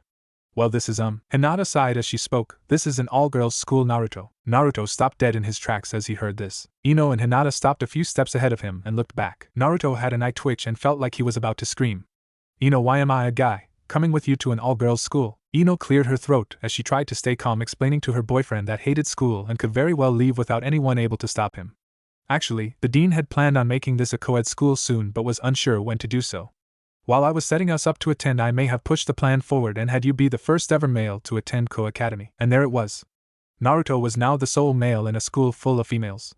Jiraiya would be screaming with envy at what he was now in, but Naruto had a feeling that he was about to find chaos here than anywhere else. Above the three, in a room that had a good view of the main gate, were two female students watching the newcomers. One had long, brilliant crimson hair and a figure many females would kill for. The other had short hair cut into a bob cut with glasses framing her face. She may not be as curvy as the other, but she gave off the stoic form of beauty that made her just as appealing. They had their eye on the three as the redhead spoke. Do you feel anything from them, Sona? The now named Sona shook her head. No, nothing. But there is something odd about them. I can't put my finger on it, but there is more to them than what we see. I am curious how they can be attending if there was no news of them being transferred in until just a few days ago. Could they be spies from the fallen angels? Sona contemplated this for a second. It seems too obvious. The fallen angels would have tried to be more subtle in their attempts, hide their tracks, but these three didn't. It was like they were just meant to come here. Even our Phil and Dean said that he was expecting them, and there were no traces of magic or hypnotism around him. I will have my peerage keep an eye on them, Rias, as should yours. Rias nodded as she eyed the three. If they aren't spies, then I need to see if they have a sacred gear or any hidden power. If they do, they could help me get out of that marriage proposal. I'm running out of time. Naruto was able to sense a small burst of desperation coming from inside the building they were going into, but at the moment, he didn't care. Unless it caused him, or his girls, problems, he would leave it be for now. Classroom. Alright class, we have 3 new students joining us today. One of which will be the very first male attending Ko Academy. The teacher then turned to the 3 newcomers as she gestured to the class. You may now introduce yourselves. Ino started out, putting her hands behind her back and smiled. I'm Ino Yamanaka. Hinata bowed as she went next. My name is Hinata Hyuga. Naruto would have gone, but he felt very nervous at all the stares at him. While Ino and Hinata were introducing themselves, everyone had their eyes on him. He gulped as he rubbed the back of his head. Hi. I'm Naruto Uzumaki. Once he finished, he saw that all the girls started whispering to each other. Can you believe they are letting a boy come to our school? I know. Do you think he is dangerous? Better stay away or he might get you pregnant. Naruto's sweat dropped at that last one, but interestingly enough those were the only negative comments he got. He's so handsome. Do you think he is single? Look at those muscles. Naruto brought his hand up to pull his short sleeve down as much as he could as he felt embarrassed at that last comment. He is so shy. He's cute. Maybe we should talk to him later. Are those whiskers real or did he draw them on? The girl that said that lost tone said it loud enough that the other girls heard it, and they all had the same thought. I want to pet those whiskers. Naruto now felt like he was a sheep that was just thrown into a wolf's den. Power to destroy forests, and he is terrified of females ganging up on him. Oh kid, you have a lot to learn. Laying on sloped grass were 3 boys looking up at the sky with only one thing on their minds. Man, I want to fondle some. I can agree with that. Fondle some big, soft, beautiful. The 3 boys were Matsuda, Motohama, and Issei Hayato. These 3 are students of the prestigious Ko Academy, a school that was once a private all-girls school that was converted into a co-ed school only a few years ago. They enrolled in this school as freshmen when they figured that the ratio from male to female would be massive. Matsuda, Motohama, why did we enter this school as freshmen? Motohama adjusted his glasses as he spoke. What kind of question is that? You know why. Issei jumped to his feet and pumped his fist in the air as he shouted out, Tio, get our very own harem. The 3 were posed as if they thought they were cool, with Matsuda shouting out, hell yeah. We were going to have unprotected sex with hot chicks and then never call them again. How is he not in jail already? A group of girls that were in the middle of a training run passed overhead, which caused the 3 to stare at their asses as if their eyes were magnetized to them. Issei then slumped as he said, so many girls in this school, and not one of them want to be with us. Why? Motohana adjusted his glasses again as he gave a sort of lecture to the question. It's because our enemies are strong. Like Kibayuto from Class 2C.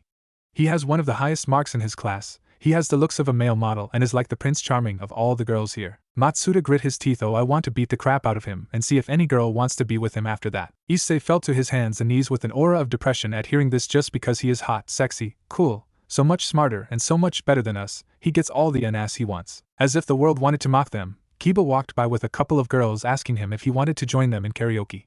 He respectfully declined their offer as the girls swooned over him, and for some reason, he seemed to have sparkles around him as if he came out of a fantasy. Seeing this scene caused the 3 to silently curse his very existence. Issei slammed his fist into the ground. If only he didn't transfer here, we would get all the… Motohana adjusted his glasses again. He does that a lot. No, you're wrong. There is another. The other 2 boys looked at him in confusion before they remembered the other popular boy. Even if he was popular for a slightly different reason. School building, 2nd floor. He was facing off with the biggest challenge he ever had. He had faced off with Hunter Nin, bloodthirsty bandits, a sadistic Sanin, and against a massive Kyuubi, but now he had nothing against what stood in front of him. How the hell did Sasuke even deal with this kind of thing? 16-year-old Naruto had a bead of sweat as he took a step back from the dreaded horror of some men, fangirls. And not just fangirls, a fangirl mob. And standing at the front of it was one of his biggest antagonists, Aika Kiryu. Aika had brown hair tied into pigtails that fell to the side of her head, golden yellow eyes that were framed by red-rimmed glasses. He didn't know why, but she seemed to find enjoyment in tormenting him by sexually harassing him every chance she had. In fact, she usually set up these mobs to chase him all around the school. He remembered the mobs back in Konoha that would attack him if they caught him, but he felt like if these mobs captured him, he would lose something other than his life. At it again, Aika? Oh, first name basis are we? She smiled coyly at him as she crossed her arms under her bust. I didn't know you loved me so much. Nah, are you too? This girl is going to be the death of me. He tensed his muscles as he got ready. What makes you think that you and your crew are going to get me this time? Her smile was almost sadistic as she brought her hand up to cup her cheek. You can't get away from us forever. Those whiskers will be ours. She had a glint in her eyes that said that she was about to begin. Naruto saw that glint and got ready. She brought her hand up. He shifted his foot. The girls moved their dominant foot forward, and it began. Let's get him, girls. Naruto turned and ran. Catch me if you can. Why do I have to challenge them to this? Because deep down you enjoy the attention. I don't need your input on this too, Chan. And so the chase began. Something the teachers had gotten used to at this point, since this became a common occurrence ever since he had arrived. Besides, the girls know to behave when they have to, so it was okay for them to have a little fun with this chase. Besides, it was thanks to these chases that the girls grew more physically fit since they never caught him, and they would always try again some time later. Back with the perverted trio. Issei was now in a fetal position as he cried with those two at this school. We'll never get any. Motohana patted his shoulder. It's the sad truth. He also had tears coming out of his eyes. Matsuda, however, looked at his watch. Oh crap, it's almost time. The other two boys looked at him in confusion as they asked at the same time, time for what? Matsuda looked at his friend and smiled as if he had suddenly been fused with a chimp. I found the perfect spot to watch the Kendo Club. Issei suddenly realized something when he heard the word club. Oh crap, that's right. The swimming club. We gotta go if we want to see them get all wet. Matsuda shook his head. Come on, man, we already spied on them. It's time for something new. Motohana nodded. I have to agree with him. There are many choices of an ass out there. We must appreciate all types of them. Issei was conflicted as he agreed with them, but he felt that they should stick with what they had. Shaking his head, he stood resolute. I will stick with the wet. You guys can go enjoy the Kendo Club. We can compare later. The three nodded as they went off to their destination. Back with Naruto. He was now stuck between a rock and a steel wall. Behind him was the mob of fangirls that would do anything to get their hands on him and his face, while in front of him was another one of his antagonists in this school, Akino Himejima. Era. So excited to see me that you ran straight into my arms. Naruto looked at one of the so-called school beauties. She had been one of the people he thought was in a manner like he used to be in his very early years. Someone that hid pain behind a mask, but unlike him, she never dropped it. When he became a genin, he stopped caring about keeping up a smile. He would do what he wanted, and if the villagers didn't like it, then they can shove off. But from what he saw and felt, Akino still held on to her pain and hid it every day. He could feel her self-loathing, and it bugged him that she had such a thing, since from what he could tell she was a nice girl, albeit extremely sadistic. Though whenever she would chase after him, at a much lesser degree, she seemed to enjoy herself a bit, and almost forget her self-loathing. This was an issue with him to a small degree, however, because she was much more forward to what she would like to do with his face. Ufufu, why not fall into my arms so I can protect you from the evil girls after you? Afterwards, we can have some alone time. She licked her lips as she spread out her arms as if he would jump right into them. Naruto was stuck. Mob behind him, sadistic girl in front of him. Now what? If you weren't so keen on staying hidden, you could have gotten away already. Can't. That girl that smells like cats has chakra. Yasaka told me that she hasn't sent anyone to check up on me, so she could be from someone else. With her following me, we can't let her know that I have chakra. The seals I put on me, Ino and Hinata, are keeping us hidden, and I would like it to stay that way. Che, your choice. Naruto looked back and forth and saw that they were closing in on him. Aika had a gleam in her eyes as she saw victory, and those whiskers coming ever so closer. You can't get away from us this time, Naruto. Naruto was now panicking until he saw his salvation and made his choice. You'll never take me alive. And he ran towards the side and jumped out of a conveniently open window. The girls gasped at seeing him jump from the second floor and all ran to the window to see if he was alright. Instead of seeing something gruesome, they watched as he flipped in the air until he reached a tree, stretched out his arms, grabbed a branch, spun around at once, let go, did an acrobatic air spin, and land on his feet as if he was in the Olympics. Naruto got out from under the tree, looked up, and did a showman's bow. The girls all cheered and applauded at the display of acrobatics as they watched him walk away. Aika clicked her tongue. You win this time, Naruto, but I will claim those cheeks of yours. Akino watched the boy leave and licked her lips. You are becoming more delicious the more I watch you, Fufu. She decided that she would go meet with Rias as she was to meet with her and Sona. Naruto brought his hands up behind his head as he thought about what to do for the rest of the break. He made his decision and decided to go meet up with Hinata, with Issei. Issei was hiding in the bushes next to the fence that surrounded the pool. He couldn't help but drool at all the girls that were swimming in skin-tight swimsuits that showed off the figures of all the girls there. His attention would always go to the girls that pulled themselves out of the pool, and he could see the drops of water slide off there, and his eyes traced the path of some that moved slowly to the side. It wasn't until he caught sight of one of the beauties of the school. He could not help but watch as she took off her swimming cap and her long luscious hair swung around her. She had a figure that rivaled Rias Gremory and Akino Himejima. Her personality would make any guy fall head over heels for her. Her shy nature would just want you to sweep her away as if you were her knight in shining armor, and her eyes looking the way they do make you want to just hold her hand and guide her around despite that she is able to see. Hinata Hyuga, one of the beauty queens of the school, despite her always having lavender skin-tight bands on her wrists and ankles, she was one of the pinnacles of beauty to the boys. Issei wanted to shout out and scream in joy at seeing her come out of the water, but he did not want to get caught.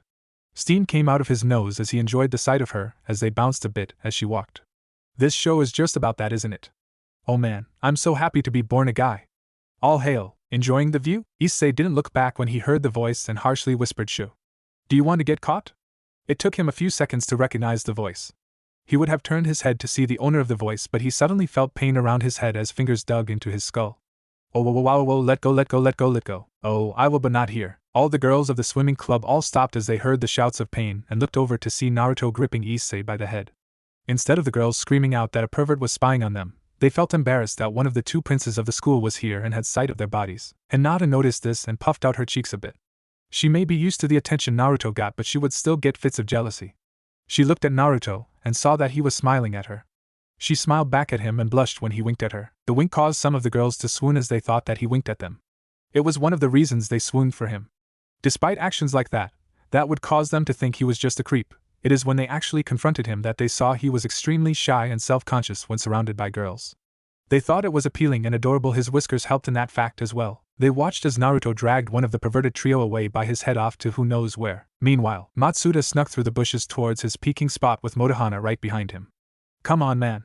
It's almost time for them to change, and we don't want to miss those beautiful of Murayama. Don't forget those luscious legs of Kate's. Matsuda nodded as he got to the hole that led into the changing room for the kendo club. He waved his friend over and they both looked through the hole to see the kendo club walking in. Oh man, here we go. Motohana brought his finger to his lips in a shushing motion. You don't want them to hear us. Both boys had their eyes wide as they saw the club getting ready to take off their uniforms. Come on. Just a little more. Suddenly both of their eyes felt immense pain as they pulled back from the hole and held their eye as they shouted in agony. Arg, my eye. Motohana was rolling on the ground as his glasses fell off his face and showed that the lens had a small hole in it. Thankfully no glass entered his eye, but as he grabbed what was thrown into their eye he saw that it was a small piece of an eraser. Wah! Inside the changing room with her arms stretched out that had a purple skin-tight band was a girl that had long blonde hair that covered her right eye, teal eyes that looked as if they belonged at a jeweler, and a figure that was the envy of many girls. This was another of the school beauty queens, Ino Yamanaka. Ino smirked at the hole as she knew they were there when they were coming to peek at them and was waiting for the chance to do that. Kates walked up to Ino and asked what was that, Ino? Ino turned to look at the girl and smirked. That was a couple of perverts that got what they deserved. Hearing this, the rest of the kendo club grew angry and were redressing themselves in their kendo uniforms and grabbing their kendo swords to go out and deliver their own punishment before the perverts ran away. But much to their shock, someone else had come and made it easier for them. The perverts that were spying on them were tied to the practice posts with the third of the perverted trio with them in the center. Tying them up was the first prince of Ko, Naruto. Issei was struggling to get out of his bonds, but the rope was tight. Why the hell do you have rope anyway? Naruto finished the knot and straightened up and looked at Issei with his foxy grin. To tie up perverts like you. Issei wiggled more as he whimpered out, "Grr, damn it. You have your own harem. Why can't you let us have ours? What makes you different from us?" Naruto, with his foxy grin still on his face, patted Issei on the head. "Because my head isn't always full of senpai. And I don't have a harem." Issei, Motohana, and Matsuda glared at him before shifting their gaze at the oncoming kendo club and the blushes they had as they saw him. "You're right. You have half the schoolgirls after you." Naruto turned around to see the kendo club coming towards him and the other three. "Hey girls. Sorry for the disturbance." The entire kendo club blushed at the smile he gave them as Murayama spoke. "It's fine, Naruto. Thanks for getting them before they got away," she said as she did her best to hide her blush. Ino only sighed as she already got used to this, and knew that she couldn't do anything to stop it since she knew just how great Naruto was. Besides, she knew Naruto well enough to know that he would not ever cheat on her or Hinata. Though she couldn't help the little voice in her head that there might be some of these girls that might try and worm their way into his heart. But they would have to get through her first, not to mention Hinata. High walls for any other girl to try and scale. Naruto nodded as he looked at Ino. "By the way, nice shot, Ino." Ino cocked her hip as she placed her hand on it, and smirked. "Did you expect anything less?" Naruto chuckled and shook his head before he looked back at the three tied-up students. "Reminds me of the bell test." He put his hands in his pockets, and chose that it was time for him to go. "Well, enjoy your practice, dummies." "Bye, Naruto," the kendo club said in unison before they turned to the three with evil smirks. The three began to sweat as Issei whimpered out, "Mercy?" Screams of pain could be heard throughout the campus. Occult Research Club room. Rias, Akino, Sona, Tsubaki, and Kaneko were sitting in the main room of the Occult Research Club with Rias and Sona looking out the window towards where they heard the screams of pain. Rias was the first to speak. 3 years and nothing to show for it. "I don't know why we thought that there was something hidden behind those three." Sona adjusted her glasses as she nodded. "True, but I can't help but feel that we are still missing something about them. Especially Uzumaki." Rias looked to Sona with a forlorn look. "I've had my peerage tail him all this time, and so far he has shown no relation to the supernatural. From our observations, he is just a normal boy. Yuffuf normal isn't something I would call him. Rias sighed as she looked back to her queen. Okay, apart from being physically fit and acrobatic, we haven't sensed any power coming from him. She looked to Kaneko, who was munching on a cookie, and then there was that time you thought you felt chakra coming from him, which led me to believe that he was from the yokai faction sending in an agent to scout out the area, but you then said that it wasn't from him. Kaneko stopped munching on her cookie as she spoke, and her monotone voice felt chakra. He was in area. She went back to her cookie. Yes. And you said he smelled like a fox. Still smells like a fox, possible pet, but no chakra. Rias sighed in disappointment. If he was a rogue yokai or had a sacred gear, I would have asked him if he would join my peerage. Sona looked to her friend. Why don't you still add him?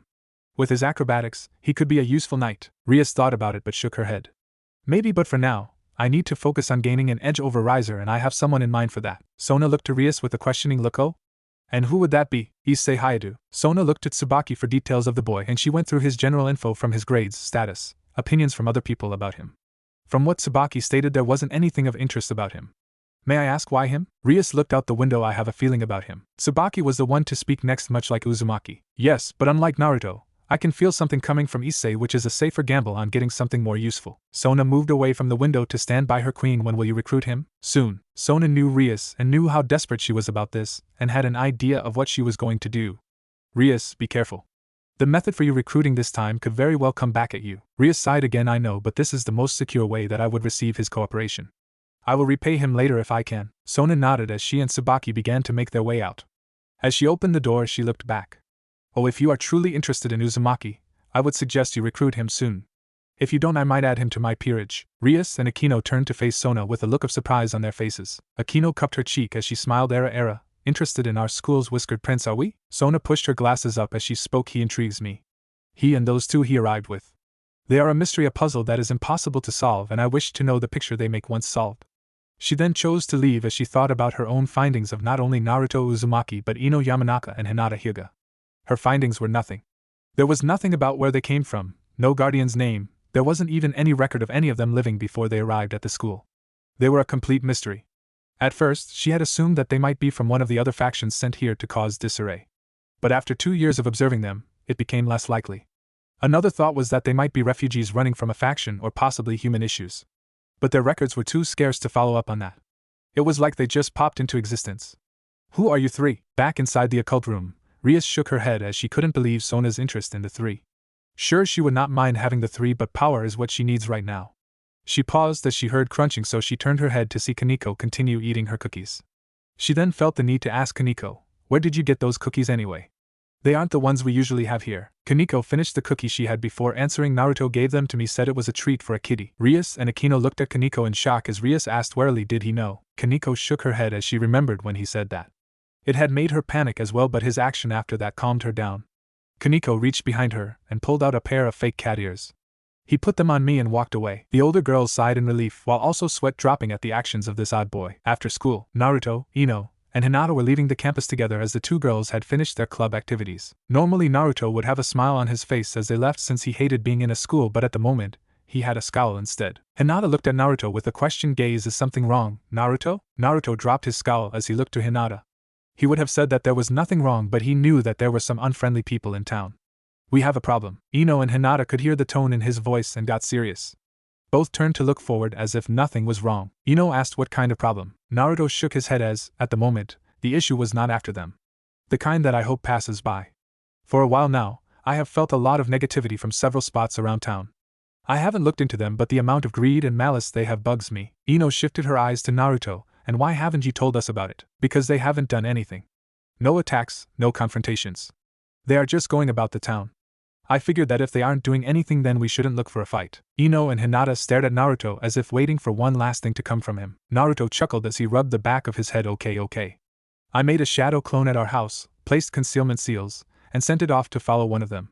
They are holed up in that abandoned church for some reason and haven't moved for weeks. So why are you in such a mood right now? Because one of them is close. Ino and Hinata tensed up as if ready for a fight. Relax, they aren't coming our way or even moving. Hinata looked worriedly at Naruto. Shouldn't we go check it out then? Naruto shook his head. Remember, we are trying to keep a low profile. If we go off and attack them, or if they catch wind of us, we would have to leave town again, and after all the work we put into the potential way home, it would be delayed longer. They were now in a park, standing next to a fountain as Ino and Hinata stopped, causing Naruto to turn and face them. Hinata sighed as she looked at Naruto. You have been working on a way home all this time with no time for yourself. We go to school, we go home, and you immediately go to work on that seal. You need to accept that we might not ever go home. Naruto shook his head at this. I can't stop. I made a promise that I would get you two home as soon as possible. Ino put her hands on her hips with a scrutinizing look. And what about you? Naruto looked at the two in front of him as he smiled. My home is where you two are. When you go, I go with you. Hinata stepped closer and placed her hand on his cheek as she looked at him lovingly. And what makes you think it isn't the same with us? Naruto's eyes widened in shock as his gaze shifted between the two. But what about your families? Your sister, Hinata. Hinata smiled as she got closer and pressed her lips on his. Breaking the kiss, she spoke. We know that they are safe, and even if we can't see them, we can still communicate with them. Our place is with you, Naruto. Hinata took a step back, which gave Ino the chance to step forward, gently grabbed his face, and guided his lips to hers. After a second, they broke the kiss before Ino spoke. We know you will get us back to Konoha, but you can't just spend every bit of free time on it. Besides, they are working on it too, so relax. Naruto sighed. Fine, I will relax a bit after the clone comes back from watching the church. Ino and Hinata nodded, with the former asking, so any idea on what these people want? Naruto shook his head. No idea.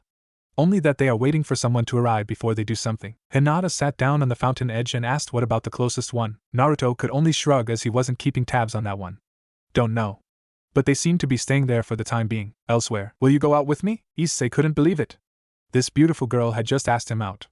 What else could he say other than of course? Watching the pervert, and this disguised fallen angel was Kaneko, as she has been tasked with keeping tabs on the boy. Fallen angel's target confirmed. Ria sat on the couch in the ORC room with a chessboard on the table. She had heard from Kaneko that the fallen angels had made contact with Issei the previous day. This was both good and bad news.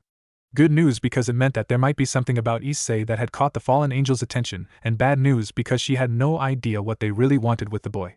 She moved one of the chess pieces as Akino looked over the board for her next move.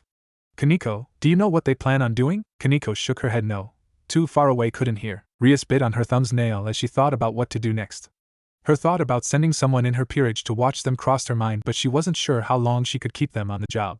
If she had more info about the interaction, she might have come up with a better plan, but due to Kaneko being too far away to hear what was spoken, info was lacking. She looked to her rook and asked Kaneko, may I ask you to watch over Issei as long as you can to make sure that he remains unharmed? Kaneko thought about the request before she nodded okay. Akino moved her bishop as she looked to her king before asking, would it not be wise to bring him into our fold now? It may save us from having trouble later on, as well as put him under our protection. Rias bit her nail harder as she reached out with her free hand. Yes, it would, but it would also alert the fallen angels that we are aware of them. I want to draw them out as far as I can before we make our move.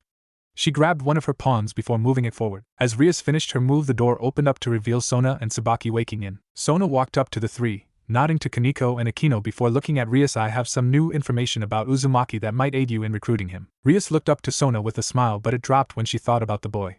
She shook her head. Thank you for bringing me information that may aid me, but it turns out that the fallen angels are making their move. Sona nodded in understanding as she knew that invaders in their territory had a bit more precedence than recruiting a potential new member. Very well. I shall withhold this information for now, but may I ask what is it that you plan to do about them? Ria sighed as she leaned back on her couch. The fallen angels have made contact with Issei, but we are unaware of what they really plan to do with the boy. I plan on having one in my peerage keep an eye on them and be ready to jump in case something happens. Sona nodded in understanding. I still think that it is unwise in using him as bait to draw the enemy out. If something were to go wrong, you may lose said bait. Rias nodded. I am aware of that, but sometimes it is necessary to draw in the enemy to know their motives and remove them if necessary. Yes, but the bait is someone that is not part of the supernatural and a normal human. I would recommend that you take extra precautions when playing this game of cat and mouse. Rias nodded and suddenly felt the need to change the subject into something a bit more positive. What was the info that you wanted to give me about Naruto? Tsubaki stepped forward and answered for her king. She brought up a clipboard and looked over the info that they had gathered during the day. It came to our attention that he will be having an outing with both Ino Yamanaka and Hinata Hyuga this Sunday. This info was confirmed by several students that had heard the girls speak about this, with several other females asking if they would be allowed to join in the outing. From what you had said previously from your observations of Uzumaki, he has never gone out to enjoy the town, and despite being invited to many different events, he had always said that he had an important task that he must do. We believe that if you are to run into him during this outing, you may be able to get close to the three and possibly learn more about him. Rias went wide-eyed at this. Throughout the time they had observed him, Naruto had never gone out to enjoy the city. Rias had thought about the running into him while he was out to meet with him and learn as much as she could. But not once had he ever been found out and about. Now here she learns that he is actually going to be out, and this information has been corroborated from several sources. Do you know what their plan is? Sona shook her head unfortunately. It was not stated where they would be going, only that they will be out for most of the day. Rias went back to biting her nail as she thought about what she could do about this. As Sona watched Rias think about her next move, she noticed the chessboard and saw what Rias was planning for the game. She had set up her pawn to bait in the enemy knight or the bishop in 2 moves. However, if either of them were to make a move to close in on it, the rook or king would be there to jump in. However, there was one more move the enemy could do that might cause issues. The enemy rook on the far side of the board could also make a move, but it would find itself set up as well, but in a different manner. Meanwhile, Naruto was laying on the couch trying not to eye the large seal that he had been working on for so long. He had promised Ino and Hinata that he would take a break from it, and now he was trying his best to take a break. He lifted his head when he heard the bathroom door open. He saw both Ino and Hinata come out clad in towels wrapped around their body and head. Ino and Hinata looked to see Naruto laying on the couch as they made their way to him. Hinata sat by his head before lifting it and placed it on her lap. She smiled down at him before she ran her hand through his hair. What are you thinking about? Naruto smiled up at Hinata as he answered her question. Just trying to calm my mind so I don't think about the seal. Ino leaned on the backrest of the couch and looked down at him. It shouldn't be that hard, Naruto. Why don't you think of something more entertaining, like the news that spread throughout the school today? Naruto sighed as he remembered what he heard during the school day. Honestly, I wouldn't have believed it if it wasn't for the fact that when he kept spouting out that he got a girlfriend, I felt that he wasn't lying. Who would have thought that someone like Issei would get a girlfriend? Hinata stopped running her hand through his hair before she flicked him on the nose. Naruto, anyone can find someone to be with. Despite his eccentric behavior, he also deserves to be with someone. Ino nodded before she made a face. He is the more tolerable of the 3 perverts.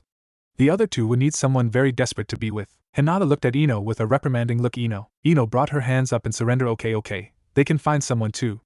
Unknown to her, the sudden movement of her surrender caused the towel around her to loosen before it fell off, leaving her bare to the other 2. Naruto's face turned red as he turned his head to look the other way. Ino felt the loss of her towel before looking down to see that she was now exhibiting herself to them. She smiled as she saw Naruto's reaction before she picked up her towel and rewrapped it around herself. She then moved around the couch until she was in front of it and stood over Naruto. She then bent down and turned his head to look at her before she brought him into a passionate kiss. She caressed his whiskers, causing him to purr into the kiss, which made her smile. She pulled away and smiled at him. You need to stop getting so embarrassed when stuff like that happens. We live together, so it only makes sense that it would happen at times. Even Hinata doesn't blush like that as often. Naruto, in all his maturity, stuck his tongue out at her. I can't help but feel embarrassed. It's just how I react. Ino gained a coy smile as she said, oh, and you laying your head on Hinata's bare thighs isn't something to be embarrassed about. Naruto felt his blush darken as he grabbed a pillow and covered his face with it, which caused the girls to giggle. Sunday morning, Kaneko was in an alley just outside of Issei's house, keeping an eye out to make sure that she would be able to keep an eye out. She had arrived only 30 minutes ago and looked at her phone to see that it was 8:30 in the morning. She kept eyeing the window that led into Issei's room, and for some reason, she had a sinking feeling. Especially since the shades were open, and despite it being the weekend and someone like Issei would sleep in, the sun should have caused some sort of movement. She was brought out of her thoughts when she heard the front door open and out walked the parents. She took a step back into the shadows of the alley and used her hearing to hear what they were saying. Issei's mother and father had a smile on their faces as they came out and discussed the progress their son had made. Miki was beaming as she gushed over it. Can you believe our useless son had finally found a girl that actually wants to be with him? Gora nodded as he cried happy anime tears. Our boy might finally gain some worth in this world. After he wiped his tears away, he looked to his wife. So did he tell you where he is taking Yuma today? Miki shook her head. No, he didn't say anything, but he was so excited when he left that he almost forgot his cell phone. Gora shook his head. Hopefully she will become a very good influence on him. True. Kaneko went wide-eyed as she heard this. Oh no. In town, Rias was walking around town looking for her targets, but she had no idea where to start. Throughout the week, she had tried to see if she could hear anything about their outing, but they were very tight-lipped about it. This didn't deter her, as it was still morning, and she had all day to find them. Suddenly her phone began to ring. Picking it up, she saw it was Kaneko and answered it immediately. Kaneko? What's wrong? Issei already left. He's on a date. Rias stopped in her tracks as she realized what this meant. They had no idea where Issei was or where they were going on the date. There were many issues with this, as they could have taken the train to go to the next town over, or they could still be in this town. If she could pray, she would for the latter. Kaneko, call everyone and have them search for Issei. What about you? Rias bit her nail before she answered. I will still look for Naruto. This could be the only chance to get Issei, Naruto, Ino, and Hinata. But Issei needs to be found. He is the one that has the fallen angel's attention, so he is the one at risk. Got it. Rias hung up the phone as she sighed. I hope they find him. She began to power walk now, as her nerves were now getting worse. And I hope I can find them. Meanwhile, Naruto was gripping his seat as tight as he could as he was doing his best not to run away. He whispered out in fear, don't go in there, no. He bit down on his shirt to muffle his scream. The three shinobi were at the moment in a movie theater watching a horror movie. But not just any horror movie.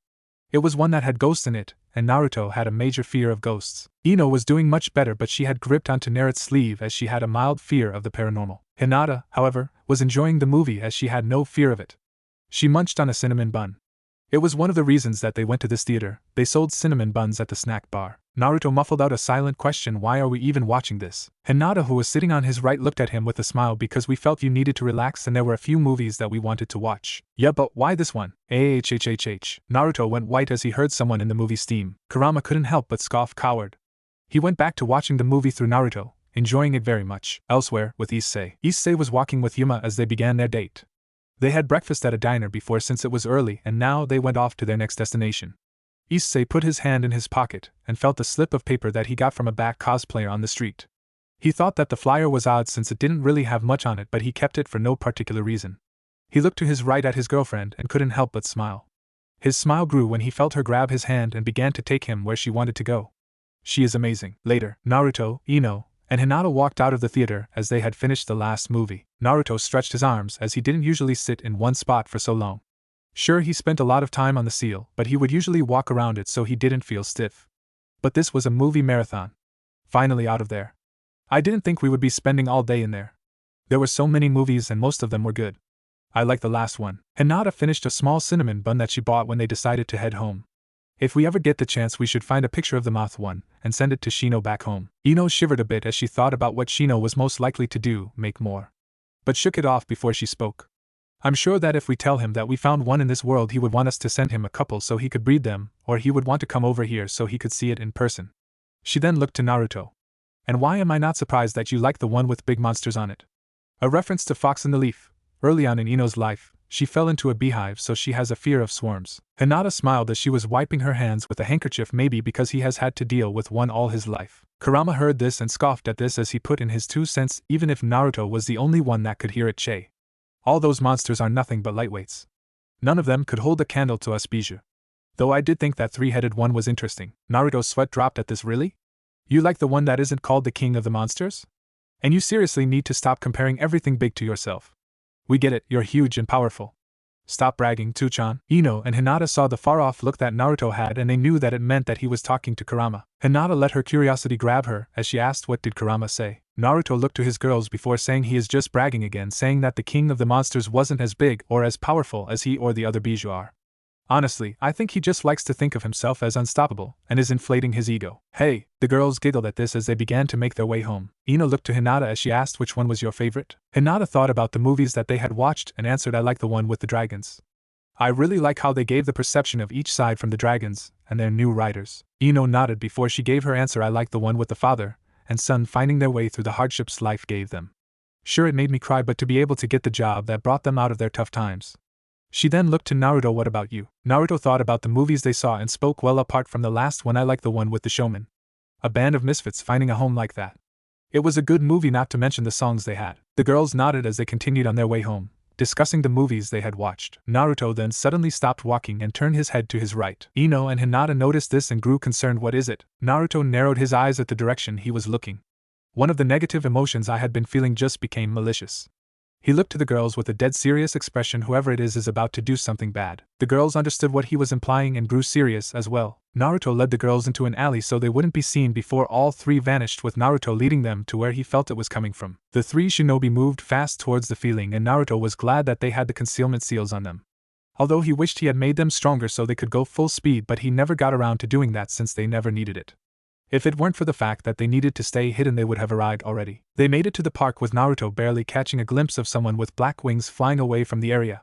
He wanted to follow, but a smell caught his scent. Blood. Looking ahead of him, he saw that someone was laying in a pool of blood next to the fountain. Shit. He led the two girls to the body and to his shack. He saw that it was Issei. He turned to Hinata and Ino, can you save him? Both girls moved to each of the dying boy's sides, with Ino using medical jutsu to scan and attempt to heal the hole in his torso, as Hinata did the same while also using her Byakugan. Naruto looked towards where he saw the person fly off and grit his teeth. Looking down, he saw a few black feathers. He bent down and picked it up before taking a whiff of it. I've got your scent now, whoever you are. He turned to look at the girls and could feel their disappointment and sadness at what was happening. They looked at him, and he didn't need them to say anything to know what they wanted to say. Damn it! The three shinobi were then surprised to see Issei lifting his hand and staring at it. Naruto moved forward to be in Issei's sight. Issei, can you hear me? However, the brunette did not say anything to the blonde. Ino looked to Naruto. I don't think he even realizes we are here. Naruto sighed in defeat as he hated the fact that he couldn't save Issei. However, he did crack a small smile as he felt a bit of lust coming from the pervert. Even with his dying breath, he thinks of. Meanwhile, Rias felt like her red hair was going to become pink soon with all the stress she had in her body. Not only has she not been able to find Naruto, Ino, or Hinata, but her peerage had no luck finding Issei. For most of the day, they had stuck with trying to find both parties, but after a certain point, she had abandoned her want to find Naruto and his group and instead went searching for Issei. However, they had not found him either. Where is that devil's luck when you need it? It was then she felt that she was being called by one of the flyers that her familiar was sent to hand out. From what she could tell, it was an extremely desperate call. Due to how strong the desire felt, she felt that she could handle it quickly and go off to find the fallen angel along with Issei. She moved over to a secluded area before she activated her teleportation circle and homed in on the flyer. Back with Naruto. As the three sat there with the dying boy so he would not die alone, they were surprised to see something in his pocket burst into red light, causing them to cover their eyes. They saw that as it died down, a red circle appeared a few feet away from them, and it caused them to be on alert. Naruto did not want to deal with whatever it could be, and being cautious about it, he sent out an order: hide. The three then disappeared just as a figure came from the circle. Rias turned around and saw who it was that called her, and immediately her mood dropped. One miscalculation was all it took to allow this to happen. Although she knew that this was a possibility, it did not mean she liked it. She knelt down to him, and with a sad smile she brought her hand up. Not how I wanted you to join my peerage, as I wanted to avoid doing this as you die, but I suppose there is no other way. She summoned her devil wings, summoned her pieces, and began the resurrection process. Hidden in the trees of the park, the three shinobi watched as the redhead girl did something to the body. Ino and Hinata were confused about what was happening, but they turned their heads when they heard something break. Naruto broke off a chunk of the tree as he glared at the redhead. Both grew concerned before looking at the bands he had on his wrist, and could see them light up trying to conceal his chakra. Ino was the first to ask Naruto, "What's wrong?" Naruto took a deep breath, but his eyes showed that he was still outraged as his pupils were still slits. "I don't know what she is doing, but from what she just said, she expected someone to attack and kill him." Hinata gasped as she asked, "Are you sure?" Naruto shook his head. "Not 100%, but based on the fact that she is feeling regret along with her words, she knew this would happen." He stood up from his crouched position on the branch as he spoke. "Let's head back home. We are going to have to be wary of Rias Gremory." Hinata and Ino nodded as the three vanished from the park, not seeing the full ceremony Rias was doing. Naruto, Ino, and Hinata made it home with Naruto stomping into the living room and plopping down on the couch. He glared at the wall as he tried to calm down. "Naruto?" Naruto shifted his eyes up so that his gaze fell on Hinata's face, who stood in front of him. He couldn't keep his anger as he saw the concerned look Hinata had. He sighed as he leaned back on the couch. "I'm fine, Hinata. Just I." Ino moved behind Naruto and wrapped her arms around his neck. "You don't like what happened?" He leaned back as he nodded. "It's not just that. Issei may be a pervert, but he wasn't a bad guy, at least not as bad as his friends." Rias seemed to be remorseful about this, but it seemed like she wasn't that broken about it. It was almost like a part of her was okay with it. Hinata sat next to him as she thought of something. "So what are we going to do about Rias?" "We need to keep tabs on her. She isn't human, that much is certain, but she wanted something from Issei and his corpse must still have it." Ino leaned down so her head was next to his. "Why didn't you leave a clone with her and tail her as you did for all those other people?" Naruto's glare returned. "Because if I left a clone there, it would have attacked her straight away. We need intel, and at that moment I was not in the mood for being patient." The girls nodded as they were in a similar mindset, albeit much more toned down. Naruto got up and sighed as the day started out so well, until that event. "Come on girls, let's get some sleep. Tomorrow I will leave a clone to tail her and see what her plan is." The girls followed Naruto to the bedroom, ready to put this day behind them. Next day, Monday, they couldn't understand it. They were there, they saw the body, they knew he had lost all signs of life, but there he was, walking through the halls as if nothing was wrong. The three were outside with Naruto just staring at Issei through an open window as the brunette was talking animatedly with his friends. "Wa." Ino and Hinata nodded as they agreed with his lack of speech. Ino looked to Hinata and asked, "We both came to the same conclusion when we checked him, right?" Hinata nodded yes. All signs of life were fading so fast that there was no way we could save him. Naruto sniffed the air to see if there was any scent of death, but no, there was no sign of such a scent. But there was a slight change to his scent. It was small and almost unnoticeable, but it was there, he just wasn't sure what it was. It was then that he focused on his hearing. He got a bunch of random chatter until he caught Issei's voice and focused on what he was saying. "What do you mean that you don't remember about Yuma?" Matsuda shrugged his shoulders as he said, "I'm telling you, you never told us about this girl. Motohama adjusts his glasses. Perhaps you imagined this girl to the point that you believed she was real. Issei felt angered at this as he rummaged through his pockets. Are you kidding me? I know I told you about her. I even showed you a picture of her, here. He pulled out his phone and began to go through it only to find that Yuma's contact info and pictures of her were no longer saved on his phone. What the hell? It's gone. He thought about this as it just didn't make any sense to him. His eyes then suddenly went up to the top of the stairs to see the red-haired beauty queen, Rias Gremory, looking down at them. Rias looked at Issei and could see that he was doing far better. She began to walk down the stairs while keeping her stoic visage, but as she passed the three she shifted her gaze to Issei and smiled. Good, it looks like he has gone back to a normal life. Saya will have to meet up with him soon to tell him about what he has become. She continued walking down the stairs and off towards the clubroom. Naruto thought about the little interaction that just happened between Rias and Issei. Although it looked like Rias was acting her usual nonchalant persona, the regret he felt spike from her told him that she might have done something that she didn't want to do. Though this did help him in thinking that she had done something to bring him back from the dead. Hearing Issei's friend talk about going to his house to watch some porn before screaming out, "Banzai to Arrow," he lowered his hearing while sweat dropping about the pure perversion the perverts had. Who the hell would scream that out in school? He looked to the two next to him and was about to say something until Whiskers. Naruto looked to the side to see another rampaging mob led by Aika that was after his Whiskers. He whispered out, "Shit. Hinata, Ino, meet me behind the school to start our mission." And with that, he dropped his glare and began running with the mob of girls chasing after him. Hinata puffed out her cheeks in jealousy before Ino placed a hand on her shoulder. She huffed a bit before staring at the direction they went. They never give up, do they? Ino giggled at this before shaking her head. Even when we told them that he was off limits, they still tried their best to get to him. Even when we told some of them that he was dating us, most of the girls got even more enthusiastic in trying to catch him, especially Aika. Hinata looked at Ino with a look of defeat, and the ones who were told about that didn't tell anyone else. It was like they didn't want to add to their competition. Even the ones that thought he was a pervert like Issei and his friends soon went back to chasing him after they confronted him, and he apparently bashfully spoke to them. Aika, on the other hand, was not deterred when she found out. She just grew more determined. Ino shrugged as she and Hinata began walking towards the building. You should know as well as I that when a girl wants something, she will do her best to get it. And Naruto has this charm to him that I doubt he even knows he has. I mean, look at us. Hinata sighed again. We didn't really try to resist that hard. We just decided and it all worked out. If you think about it, we did go through a lot for us to finally admit it though. I still remember how Naruto lost an arm trying to get to us before we would kill MMM. Hinata looked around to see if anyone heard them as she pressed her hand over Ino's. Ino, you know we can't talk about it here. Ino huffed through her nose as she didn't like the idea that they had to hide here, but she knew the importance of staying out of sight. Now more than ever. She nodded before they continued towards class so they could just wait for it to start. ORC. Rias walked into the clubroom as she sighed tiredly. It's not like you to be this tired so early in the day. What's on your mind? Rias looked up to see Sona leaning next to the window smiling at her. Rias shook her head as she moved to the couch and sat down. To be honest, Sona, I don't know. I got Issei into my peerage. I saved his life and it seems he easily got back into his normal routine, but why do I feel like I did something terrible? Sona's smile dropped as she figured that Rias might feel like this. Rias' peerage was made up of those who had troubled pasts and were brought in under specific circumstances. Issei, however, was brought in quite differently. You might be feeling guilty for using him as bait, and it backfired. Rias steepled her fingers as she leaned on them. I brought him back though. I fixed my mistake, but it still feels like something is going to happen. Maybe you're overthinking this, maybe.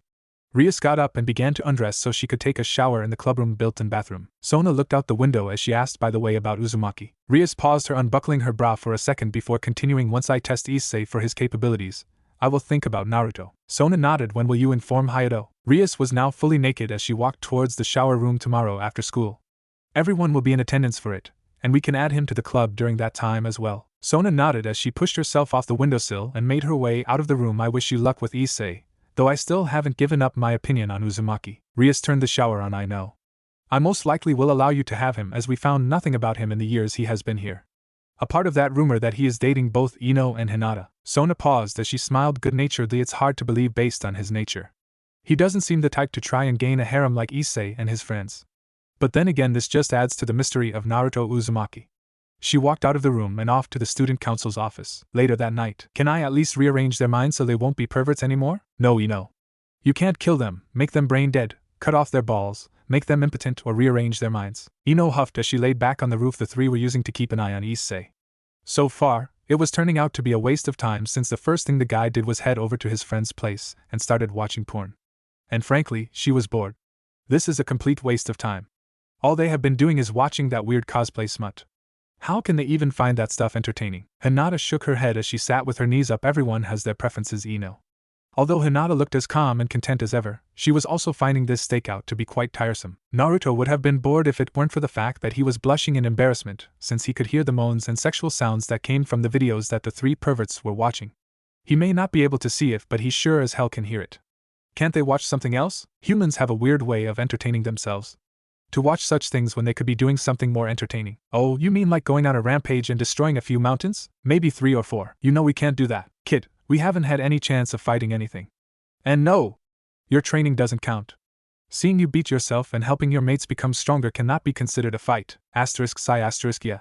We got much stronger, but the 3 of us haven't been able to test out our full strength. He was brought out of his thoughts when he felt Ino tapping him on the shoulder.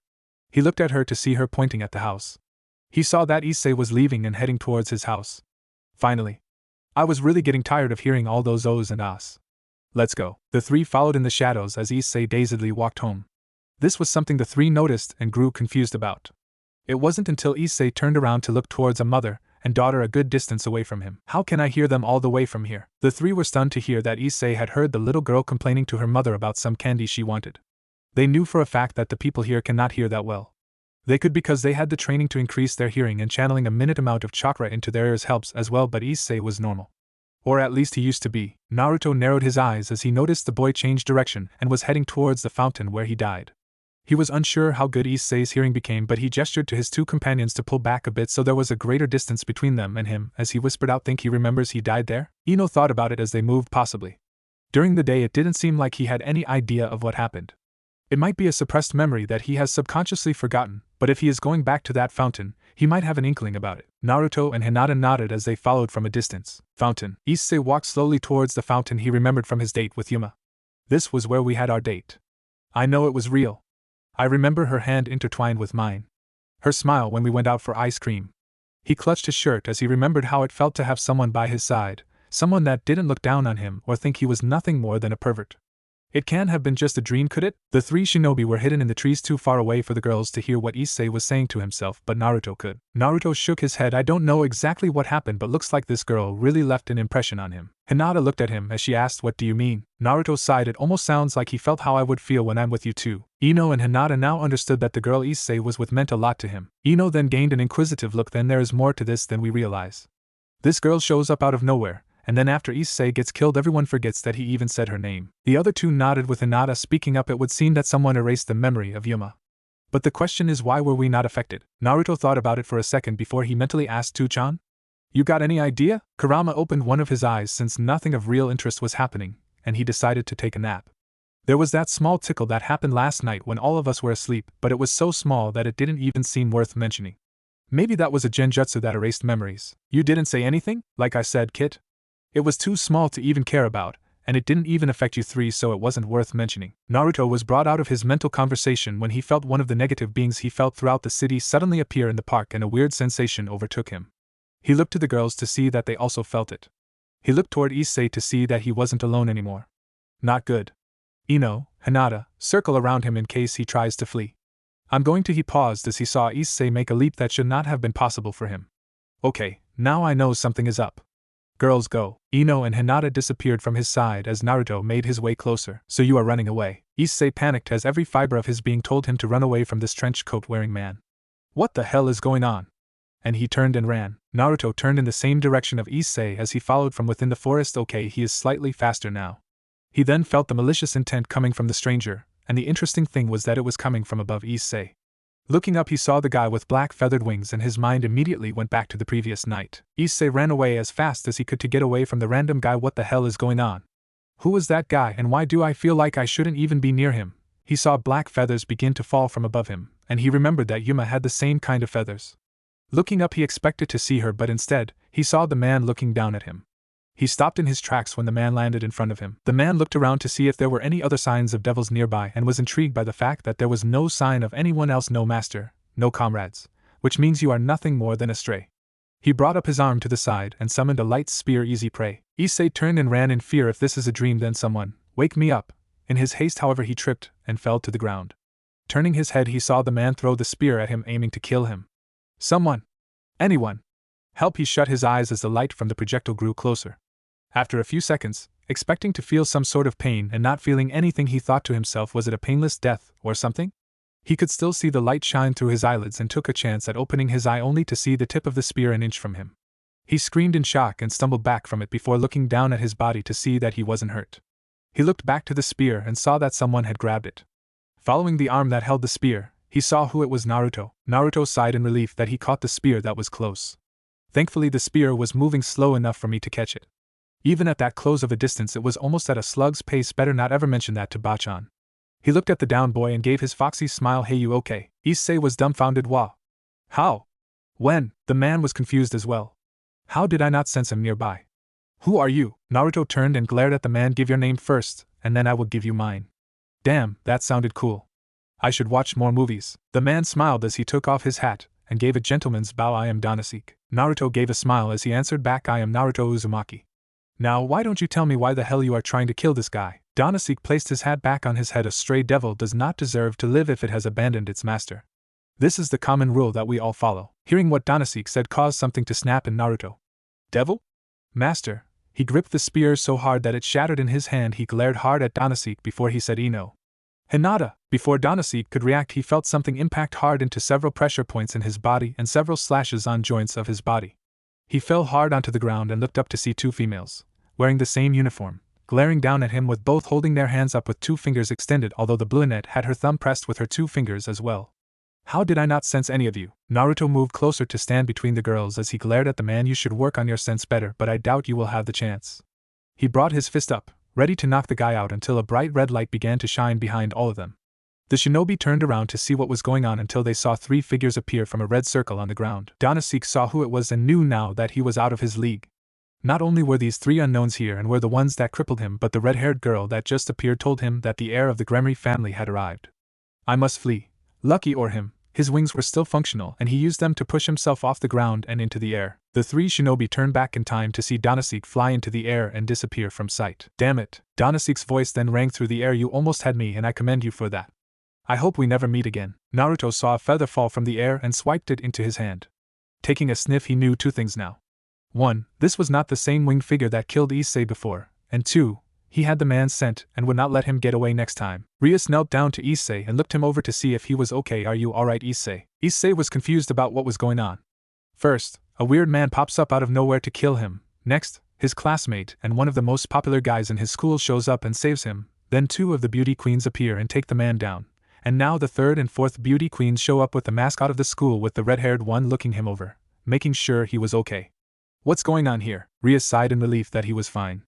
She did not expect another attack from the fallen angel so soon, but she was glad that it didn't turn out to be another death.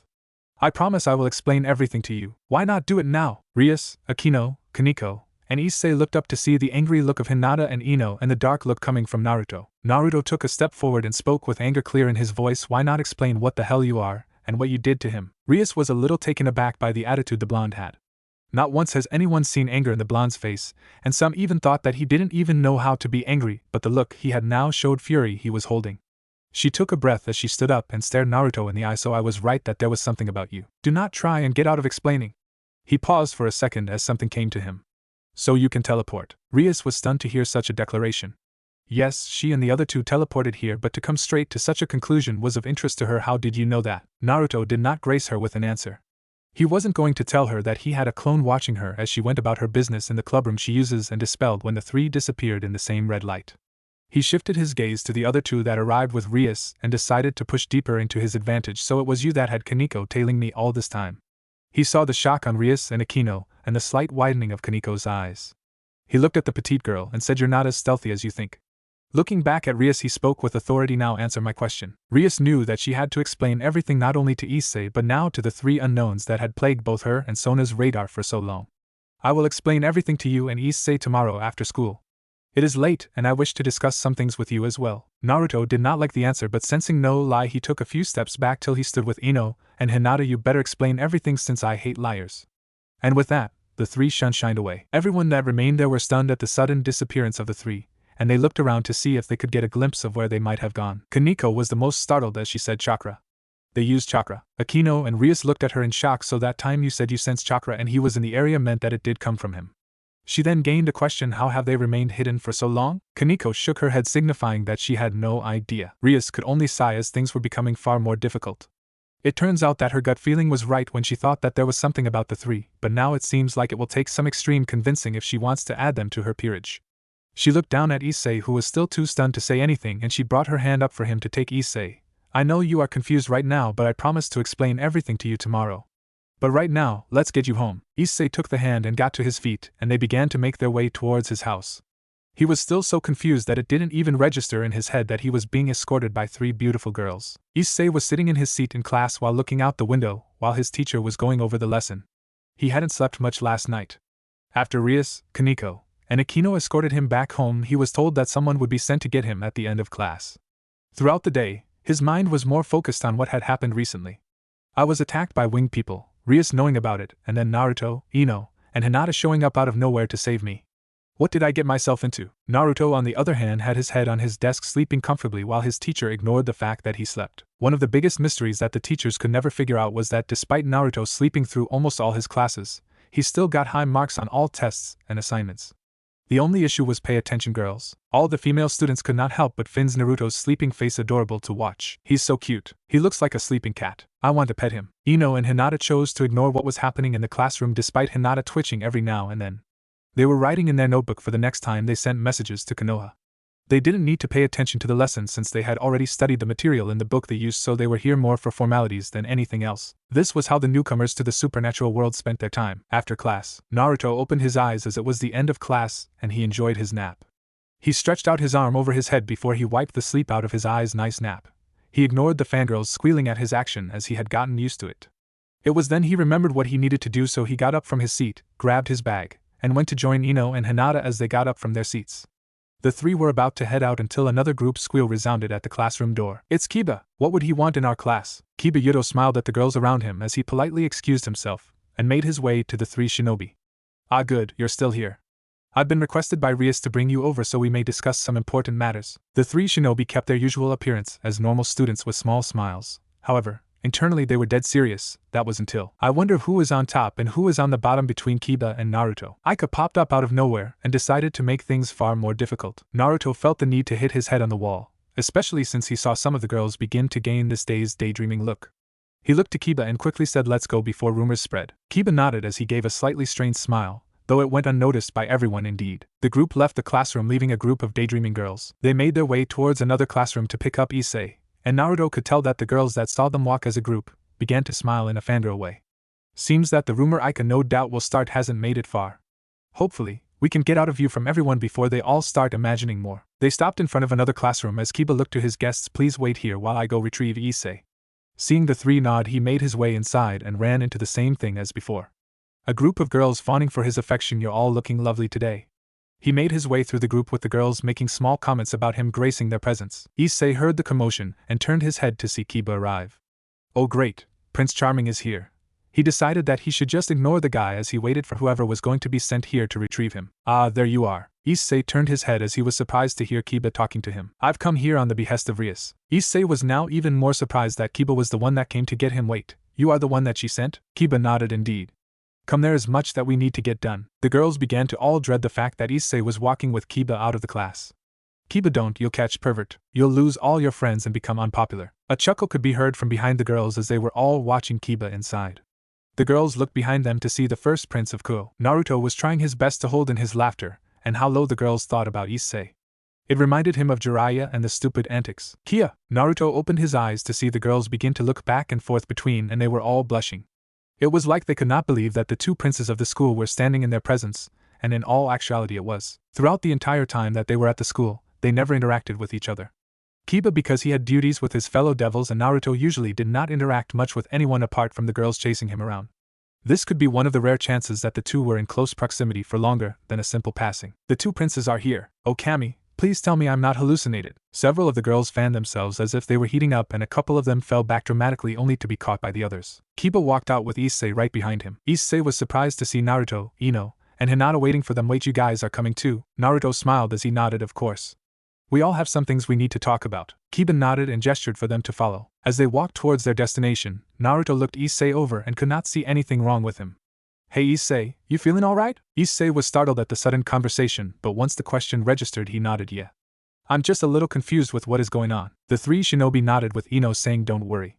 We should be getting answers soon, she said as she turned her gaze at the back of Kiba's head. Kiba could not help but think that he was being threatened by that statement, but he showed no visible reaction to it. They made it to the ORC and inside the room were Rias, Akino, Kaneko, Sona, and Tsubaki. The group all paused what they were doing and turned their gaze to the new arrivals with Kaneko pausing from eating her chocolate, Akino smiling, Rias sitting at her desk, Sona and Tsubaki now giving an analytical look to Naruto, Ino, and Hinata. Something that startled all that watched them come in was the change in Naruto's facial expression.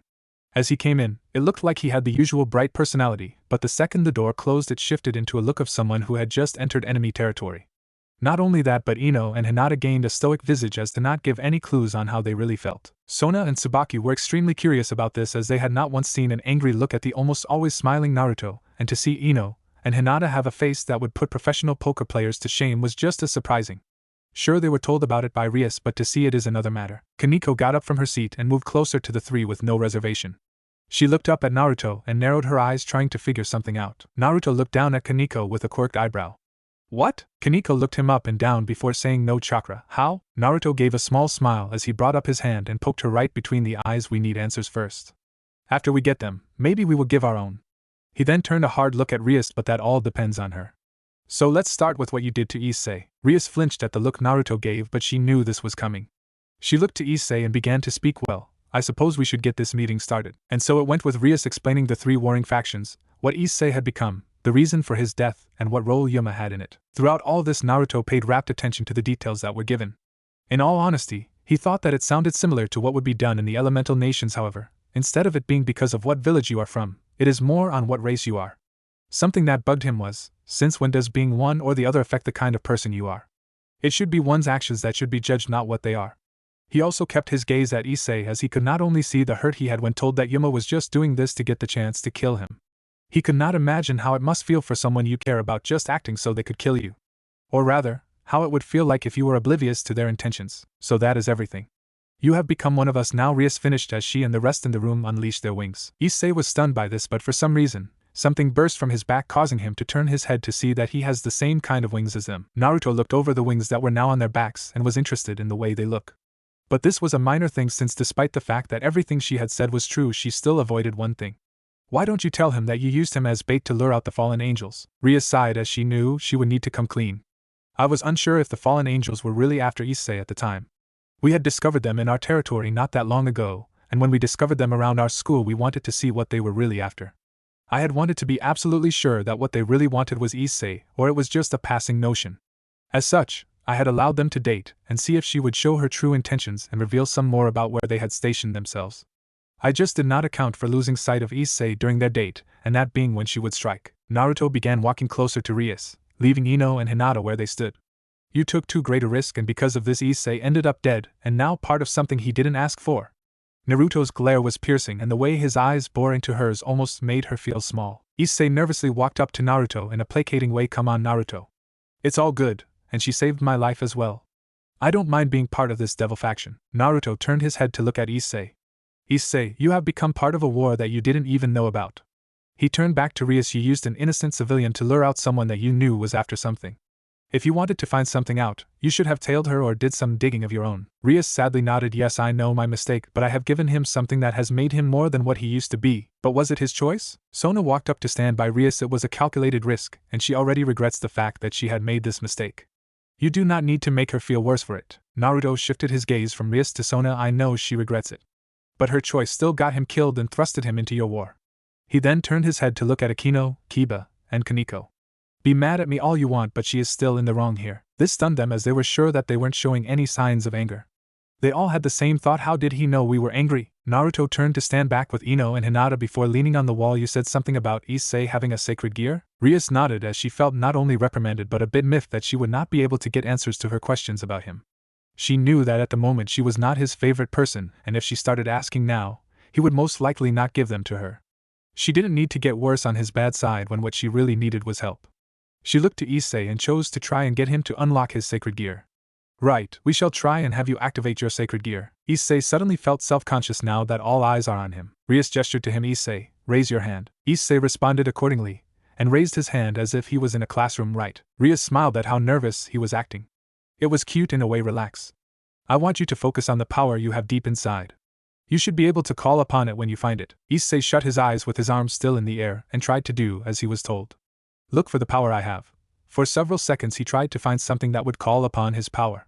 He scrunched his eyes tighter in concentration, but he could still not find anything. Snicker, giggle, Naruto, don't be rude. Issei opened his eyes and turned around to see Naruto pressing his face into the wall in a clear attempt to hide his laughter, and Ino hiding a clearly visible smile behind her hand with Hinata trying to get them to stop. Hey! What's so funny? Naruto pushed off the wall and did his best to stifle his laughter. Sorry, Snicker, but the look on your face was just too funny. Issei huffed as he looked away. Well, this is the first time I'm doing something like this. Naruto finally stopped his snickering and took a deep breath as he gestured for Hinata to follow, and they walked over to stand in front of Issei, with Hinata standing to his left and Rias on his right. He grabbed his still lifted arm and brought it down, while also bringing up his other hand before placing his hands in an open palm praying form. I want you to close your eyes and focus right here. He pressed his finger to the center of his torso. Clear your mind of everything and focus on this point in your body. And don't try to force it. It should be a natural part of your body, so you won't need to force it to come out, just call it. Issei decided to go with what the said and closed his eyes and began to focus on the spot that Naruto pointed at. Sona and Tsubaki were interested in how Naruto seemed to have this idea of bringing out a sacred gear. The way he said made it seem like he had done something like this before. Sona just found Naruto more fascinating the more she learned about him, and despite his animosity towards Rias, it seemed that it was only towards her, and not the rest. Naruto looked at Hinata and asked her, activate your Byakugan, and see if you can see the energy source. Magic, I believe they called it. Hinata nodded as she brought up her hand into the tiger seal before activating her Jujutsu. This had caught the attention of everyone as they were interested in what had happened to the girl's eyes. Naruto paid no mind to them as his focus was on Issei. He knew they would ask about it, but that didn't mean he would answer them. He still wasn't sure if he should divulge anything to them. After a few seconds, he stepped forward and bonked Issei in the head, no thinking of. Issei rubbed the spot he was bonked before looking to Naruto. How did you know? Naruto gave a knowing smirk before stepping back. You're easy to read. He actually felt the guy's perversion rise, and with how Issei was, it was the only reason he would have those feelings. Issei was thinking of. Now try again and don't think of. Issei sighed as he tried again. He wasn't used to doing something like this, but Naruto seemed to know what he was talking about, so he would trust him. Naruto looked to Hinata and whispered, anything? Hinata narrowed her eyes as she nodded yes. In fact, I can see everyone here has a type of energy inside their bodies. It is different from chakra, but it is there. I also see a chess piece within several of them. Ino quirked an eyebrow as she decided to join her fellow shinobi. Chess piece? Inside them? Hinata nodded as she spoke, but kept her main gaze on Issei. I had seen it early when we were watching him with his friends. But I had not focused on it enough, and I assumed he merely had it in his jacket pocket. There is a number attached to it as well, the number 8. Sona and Rias had their minds running a mile a minute as they couldn't believe that Hinata was able to see the chess pieces inside their peerage. As far as they knew, there was no real way to do such a thing, but here she was seeing the pieces they used. Sona focused on Hinata's eyes as she adjusted her glasses. What are those eyes of hers? Are they an unknown sacred gear of something else? Hinata then noticed something happening within Issei. Wait, there is something. Issei had tuned out the world around him. He tried his hardest not to think of like he normally would, and once he was able to clear his mind, he found himself in front of a raging inferno with a large silhouette gazing down at him. That boy is an interesting one if he was able to instruct you into contacting me. The figure looked down at Issei and nodded. Well, partner, it is a pleasure to finally speak with you. I am known as Drake. Issei was awed by the large being before the inferno grew, and he covered his eyes as it brightened. Issei's eyes snapped open as his left hand gained a red gauntlet with a green gem on the back of his hand and yellow spikes that ran down it. Level 2. Whoa! What's this? Rias stepped forward with a wide smile on her face. That is your sacred gear. It is what the fallen angels wanted to destroy by killing you. Sacred gears have been in existence throughout all of human history. Most of the time in high-standing figures and those known for exceptional achievements. Naruto looked to Hinata and she answered without him asking. His energy had jumped in potency, but it is mainly focused on that gauntlet. Ino nodded as it would make sense if the object itself was said to be powerful. It was then that she had asked something in a whisper that they needed to know. Will you be able to tell if anyone else has magic? We haven't really been looking, but if we are on their radar now, we need to be ready. Hinata nodded as she whispered back. I had not focused my sight on anything other than chakra. Now that I know what to look for, I can tell if someone is from the devil faction. I would need to see a fallen angel to see if there is any difference, but I will keep an eye open for any irregularities. Naruto nodded as he turned back to Rias and Issei as the former had finished telling Issei about what they do in general. Sounds like the missions back home, but simple fetish requests? It was one of the things Rias described some of the contracts they had taken. It was vague in a way but also clear on what could be asked of them. His sweat dropped when he heard Rias tell Issei that if he worked hard enough he would be able to have servants of his own, which got Issei to shout out, "I'm going to have a harem." The three shinobi sweat dropped at that declaration as Issei kept proving how odd he could be. Naruto rolled his eyes at this. Of course you use that to get him motivated to do it. Though Naruto felt that his statement was not entirely true. Is there something more to it, or am I losing my touch? Doubt it. Where the hell have you been, Yu-chan? Sleeping. But this whole devil talk sounded interesting. Maybe, but I don't need to change anymore. I'm already not human. I don't need to become something else. What about your mates? This had caused Naruto to pause for a minute. He wasn't interested in it, but one thing did catch his attention in becoming a devil thing: immortality. But not for him. He was practically already immortal, but Ino and Hinata weren't. He knew that he would outlive them, and it hurt his heart to think about it, but if they were to become one, they could stay with him forever. But the idea of them becoming the servant of someone did not sit right with him. He would need to discuss this with them, but right now was not the time. Naruto then saw that Issei was packing up some flyers that he was asked to send out to the public. On the job experience. Not bad, but he watched as Issei made his way out of the clubroom and off to do the job. As the boy left, Naruto spoke. Issei, stay on your toes. Devil you may be, but the fallen angels will most likely still be after you. Issei felt all his nerves fail him, and he at first wanted to turn around and not do this delivery, but harem. Harem. Harem. He regained his nerve and nodded towards Naruto. Thanks for the heads up. Naruto smiled as he nodded to the brunette before he watched him leave. He kept his gaze on the door as he sensed the slight fear the guy had to pinpoint where he was in the building. He didn't even turn his head when Rias began to speak to his group. Okay, now we can move the conversation onto you three. Naruto felt the prankster in him show itself after so long of being dormant. And despite the fact that he wanted to do something grand to someone, he right now had a mission he needed to do. Ino, Hinata, let's go. The three began to head towards the door, which shocked everyone else in the room. Rias took a step forward as she called out, hold on.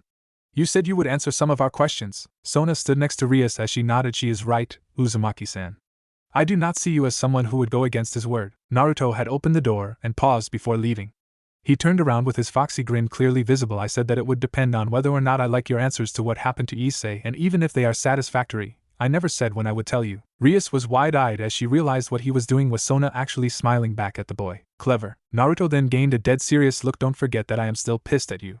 He pointed at Rias while ignoring the clear signs the others were ready to defend her, whether verbally or physically. I'll give you your answers, but only when I feel I can trust you. Right now, we are going to keep an eye on Issei. He may have power now, but that doesn't make him a fighter. We will talk when I can trust you, Rias. He then moved aside for Hinata and Ino to move past him before walking out himself. Before he closed the door, he looked back, gave his usual happy smile, and did a two-fingered salute. Catch you later.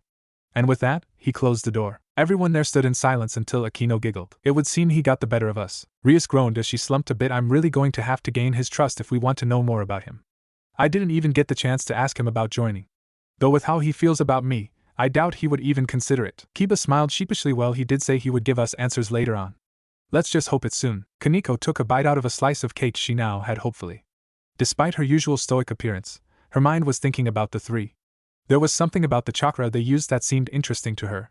More so Naruto than the other two. Hinata may have been the only one that let her chakra be known, but she still remembered the brief moment all three used chakra before. She wanted to know more about them. Unbeknownst to the rest of the room, a small mouse was hiding under the couch out of sight and listening to the conversation they had. Later, the three shinobi were on a rooftop watching Issei leaving his client's apartment. Ino blew out a puff of air on her bang as they watched Issei walk his bike down the street.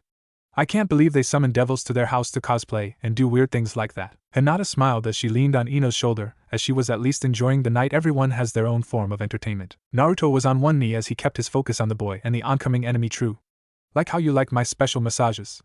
Naruto turned his head to the right to give Ino a knowing look. Ino and Hinata blushed as they both enjoyed those massages. Ino then smiled at Naruto as she spoke softly. Maybe when we get home, we can have another session. Naruto would have loved to say yes, but he shook his head instead. I doubt we would have the time. Here they come. All three got up and made their move. Issei was grumbling to himself on how he messed up on his job. I can't believe that I didn't even get him to sign a pact. All we did was talk about Dragon Ball Z the entire time. What the hell is wrong with me? He was suddenly brought out of his thoughts when he suddenly felt something wrong. He turned around as his gut was telling him that there was danger heading his way. This feeling, is it the same guy from before? Fascinating. Issei saw that it was a voluptuous woman walking towards him with an irritated look on her face. Who are you? The woman kept her focus on the boy in front of her as she continued to stride forward. I was expecting something more, but I was clearly sent here for you. My name is Calwarner, and I will be your executioner. She unleashed her black feathered wings as she prepared to attack. Issei grew worried at the sight of those wings as he immediately remembered Yuma. Oh no, don't take this personally, but you have to die.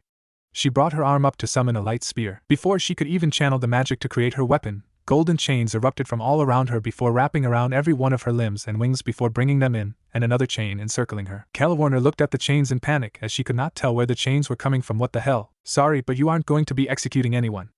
Hinata! Hinata dropped onto the ground in front of Calawarner and struck the woman in the visible areas, disabling the woman entirely. Calawarner coughed up blood as the attack she was just hit with caused her insides to scream in pain. Naruto dropped in with the chains coming out of his back. He walked up to the woman that was now glaring at him, but she could not say anything since the strikes that Hinata did caused her throat to be so sore that it was almost like someone dumped acid down her mouth. The last guy got away before I could capture him. You on the other hand won't get the chance. Issei was surprised to see them here as he had no idea they were close by. Naruto, Hinata, don't forget about me. Ino landed next to Hinata with her hands in her family's jutsu pose, mind destruction jutsu. She made sure to hold back enough not to cause any damage to the mind. She only used enough force to knock the woman out. Issei shouldn't be surprised about what happened, but it happened so suddenly that he was still a little shocked. What? Naruto kept his chains around the knocked out woman as he looked to Issei. We were watching over you to make sure that you don't run into trouble. He looked at both girls and nodded before he summoned a single shadow clone. They'll take you home to make sure that nothing bad happens. Ino, Hinata, and the clone walked up to Issei as if they were honor guards. Naruto smiled at the flustered look Issei gained before he nodded to his girls. You know where to meet up. With that he shined away with the fallen angel in tow. Issei looked to the clone in confusion as he reached out to poke him, only to have his hand slapped away. I'm not some museum piece that you can ignore the sign and poke. Issei rubbed the hand that was slapped before he looked at the clone in so, you can clone yourself. The clone smiled at Issei's awestruck expression. Yep. Comes in handy when I need to be in two places at once. Issei couldn't help his excitement as this was the kind of power you would see in anime or manga. So do you use it to skip class and do your own thing? The clone's smile dropped as he felt two pairs of eyes glaring at the back of his head. Boss tried that once he got the lecture of a lifetime. Issei turned his head at the two girls behind them only to see them smile at him innocently. He tilted his head in confusion as he asked them what's he mean by that. Ino waved her hand dismissively. Oh, nothing for you to worry about. The clone grimaced at how sweet those words came out of her mouth. Even if they aren't devils, I have two demonesses for girlfriends. Evil. Elsewhere, Naruto appeared in a forest, miles away from the city with the fallen angel laying on the ground still wrapped up in his chains. This would have worked better if I was in a dark room with only one light and a single chair. It was then that something clicked in his mind. Is that just the stereotypical interrogation room? It was like that in Konoha and I saw it in several movies. He shrugged his shoulders as it wasn't important right now. He made sure the barrier tags were still in place as this was a spot that he and the girls trained in secret. Looking at the still unconscious woman, he brought up his hand into a gun motion and used his extreme chakra control to shoot out a splash of water on her face. Bah! Cough wah! Calawarner looked around to see that she was no longer in the city. It was then that she felt that she was wrapped up in chains, including her wings. What the hell? Rise and shine, sleeping beauty. Calawarner looked up to see the boy that had spontaneously popped up out of nowhere when she was going to kill the brunette. You! Naruto smirked before he went into overdramatics. Me. He pointed at himself before pointing at other things. You, that tree, that rock, the sky. And they all lived happily ever after. Calawarner grit her teeth as this boy was playing around like a fool. She flexed her hand and tried to summon a light spear so she could flick it at him. Keyword tried. Wah. All she could do was have some light particles flicker in her hand before they disappeared. Interesting. Calawarner glared up at the boy to see him looking at her with his hand on his chin. It would seem that my chains disrupt your magic just as much as it does chakra, or it could be Hinata's hits did it, but we can worry about that later. Naruto used his chains to lift her into the air so he could be more eye-to-eye with her. Now I'm a little pissed that the trench coat guy got away from me since I wanted some answers about what you guys have planned, but I guess I will get them from you instead. He tilted his head to avoid the glob of spit she shot at him. Calawarner smirked at him as she wasn't one to talk. What would a little boy like you be able to do to me? You won't get shit. Naruto gained a sadistic smile on his face. You don't seem to understand the situation you're in. You can't access your power, you're stuck here. And I have a prankster side of me that hasn't been used in a very long time. Calawarner scoffed. Pranks? Like that would do anything to me. Naruto conceded that notion. True, pranks, in general, are harmless. But they would just be for my own fun. I have a friend, Anko, that was an expert in torture and interrogation. She taught me a thing or two and now I get to try them out on you. He walked up to her before moving to her wings. Let's start small. Does it hurt when I pluck out your feathers? He grabbed one before plucking it hard. Calawarner winced at it but remained silent. Unfortunately, this did not go unnoticed. Oh, so it does. Let's see how long it takes till you at least squeak. He plucked out a few more and smiled. Don't worry. From what I can tell, you have plenty of feathers to pluck, so I'm going to keep going till you are bare. The thought of losing all her feathers caused some dread to enter her heart. She attempted to retract her wings, but the chains seemed to be keeping them out as well. Hey, wait! She winced as he started. This little feather went to market, this little feather went home. He looked at her with an all too happy smile. Don't worry, this is only light teasing. We will get to the real fun afterward. Calla Warner did not know if she should be afraid or not, as the boy was right. She was powerless at the moment, and these little feathers went wee. Next morning, Issei was walking to school still thinking about what happened yesterday. Man, to be able to clone yourself like that. If I could do that, I wouldn't have to go to school so early in the morning. Man, that would be so friggin' awesome. Kia! Issei turned his head when he heard a female scream, only to be greeted by the panty-clad ass of the said girl. He gained a wide perverted smile as he stared at it. The girl winced as she got up from the ground and rubbed the side of her face. I fell down again. I'm such a klutz. She returned around and got into a sitting position, not realizing that her skirt had risen up and her panties were still visible. Issei couldn't help but notice how cute the girl was, but he didn't recognize her. Whoa, who's that? In the trees behind Issei, Naruto focused his gaze on the girl as he had been on the lookout for someone. Long blonde hair, big green eyes, foreign, and wearing clothes for a nun. Must be her Asia Argento. You gotta be kidding me. Was what Naruto mumbled to himself as he watched Issei and Asia converse with each other as they made their way to the church that Asia was supposed to be at. The first thing that happened was something you would see in manga, as the girl had fallen over, giving them a clear view of her panties and act as if it was just her clumsiness. But after she got up and Issei got out of his perverted gazing, the two had begun to converse with each other. And Issei wasn't perving over her as he would normally any cute, sexy, or breathing girl that exists. Okay, he may be being a bit harsh on how Issei was, but that was because he had caught Issei trying to peep on his girls a few times. Maybe not specifically them, but Ino and Hinata were there, so he can be a little petty against the brunette. Even if he was a little sorry for him being thrust into a war. Speaking of which, I'm going to have to ask her about this. He looked back to Issei and Asia and couldn't help but find it interesting that Issei was acting like a normal person, asking her about why she moved her from the church she came from. Though there was a little sadness there that told Naruto there might have been a story behind it, but he was more focused on the incoming negativity. It wasn't moving fast, so he didn't need to rush, but he was ready for anything. Issei was smiling as he was carrying Asia's luggage and talking to the girl. So you are here to become part of the church in town? Asia nodded as she brought her hands up in prayer. Yes, I was transferred here as a way of expanding our teachings. I am thankful to our Lord to have been blessed in coming to this beautiful city. Issei brought up his free hand to his head as he winced at the mention of the Almighty, though he didn't know about that yet. Asia looked at him and grew worried at his distressed face. Oh my god, are you alright? Issei nodded as he cracked open an eye. Yeah, just a headache. He took a deep breath and was going to wait for the pain to subside, but he saw Asia gesture for him to lower himself. Not seeing the harm, he did as asked. After he saw her bring her arms up to his head, he felt relief as the pain in his head subsided. Asia brought her hands up and began to use her ability to heal the pain Issei was feeling. Naruto focused on Asia's hands as the green glow reminded him a bit of the medical jutsu Ino and Hinata used. I'm not sensing any chakra, so maybe it's like the devil's magic. He was now understanding why the fallen angels had invested much into this girl. Though he felt that he would need to pay the defeathered fallen angel another visit since she had failed to mention this to him. Well, more like she will be defeathered again since he found out that they regrow after some time. Though he figured that it required magic since the regrowth was slow thanks to his chains and now seals. Issei opened his eyes fully to see a green glow around Issei's hands. Wow, thanks. The pain is gone. Asia gave a bright smile to him. I'm glad you feel better. Issei smiled back as he stood up straight. That's some power you got there. Must be cool to be able to heal others. She nodded before her smile dropped a bit.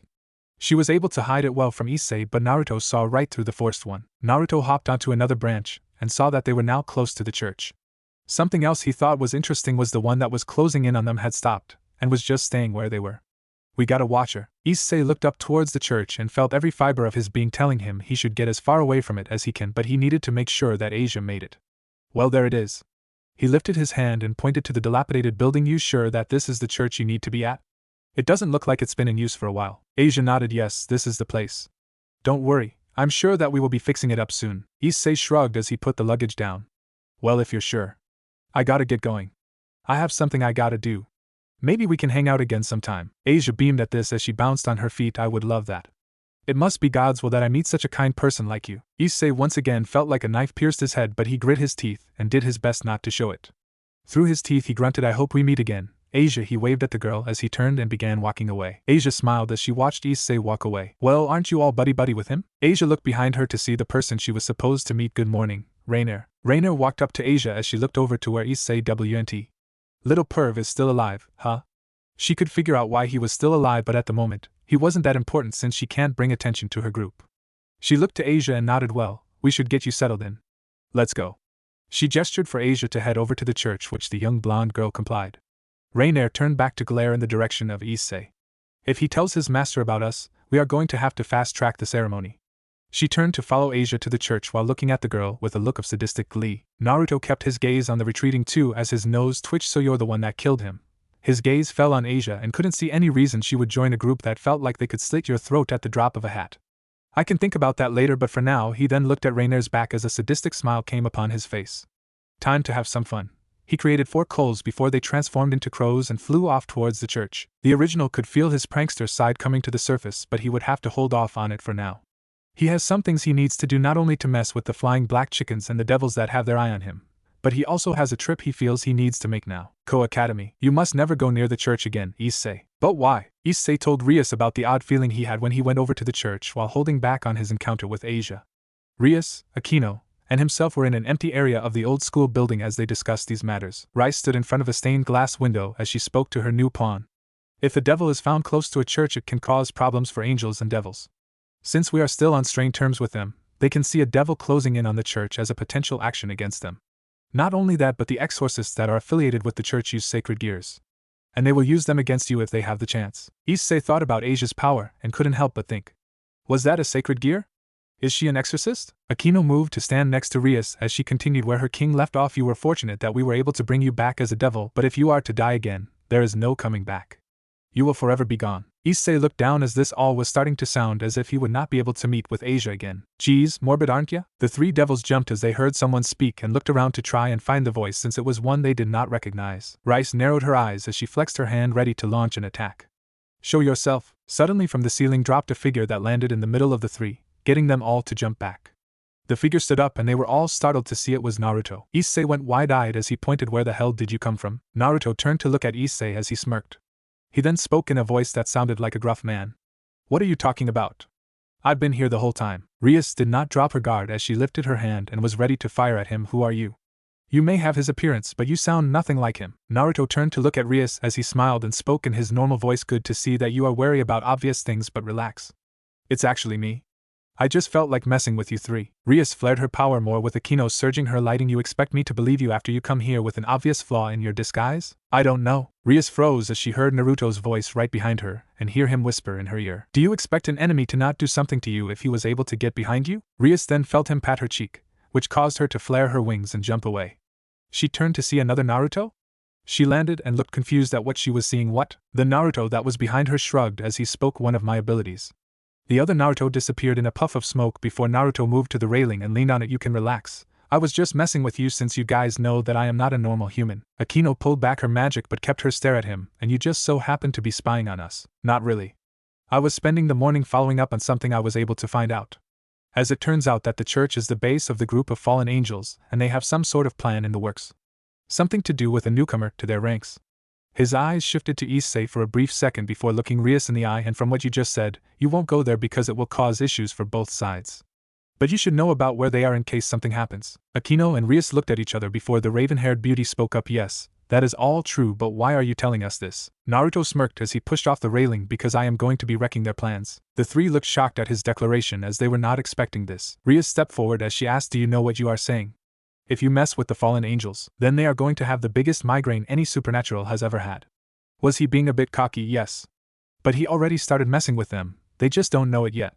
You say that you won't go there because you are devils and it could cause problems for your side. But I am not sided with anyone, so if things go wrong, no one will be to blame but me. Rias could see his point in a way. He had said that he wasn't a yokai, but there was still an issue. Not only that, but she was slightly worried he was getting into something way over his head. Still, your chakra could be seen as the yokai moving into territory that isn't theirs. If you are caught, not only will the fallen angels deal with you, but the devils will begin to go against the yokai. Naruto didn't lose his confident smirk. I've been hiding here for 4 years with only you and Sona having a feeling about me. And yet you had nothing solid to go on. I'm sure that I can go about unnoticed. He hardened his gaze a bit as he looked to Rias. Look, I'm still a little mad at you for getting Issei into this war, and it will be a while till I don't want to hit you. Akino tensed up in preparation to defend her king while Issei shouted out, hey. Naruto ignored them as he continued, but I know you aren't a bad person. Just don't do it again. The devils relaxed a bit since it didn't look like he was going to do anything, as Rias still felt some guilt at what caused the tension between her group and his. Naruto looked to the side at a clock that was on the wall and smiled. He should be there soon. This confused the group as they were not sure what he meant by that. Naruto then reached behind him and pulled something out before he tossed it to Akino. She caught it and looked to see it was a feather duster. But there was something odd about it. The feathers looked familiar to her. She looked up to Naruto, who smiled at her. I said I learned a few things about the fallen angels. The one I captured was uncooperative, so I had to make her talk. It was a simple thing, but I was able to get a few items from our conversation.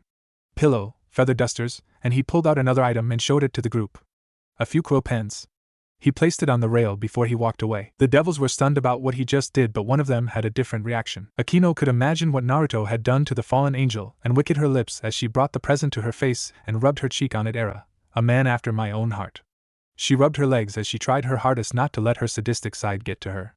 Not that she was trying so hard. Naruto shivered as he heard what she said and felt the emotion coming from her. He needed to get out before Akino did something. He looked back to Rias and gave a foxy smile. Before I go. He brought his hand up into a hand sign, causing Rias's cheek to light up as kanji appeared on it. The light caused them to cover their eyes before it died down. Naruto held in his laughter as he saw his work done, and then he went up in a puff of smoke. Akino and Issei were surprised to see Naruto disappear like the last one, but when they turned to look at Rias, they were surprised at what they saw. Akino giggled at this as she was liking this side of Naruto. Era. He is just full of surprises. Issei was mad at what Naruto had done as he thought it defiled a part of one of the goddesses of the school. Rias was confused at their reaction but saw Akino bring up a mirror. What she saw brought a tick mark on her head. Her face, which was usually blemish-free and untouched by makeup, was now painted as if she was a clown with a big red nose to go with it. Oh, I'm going to kill him for this.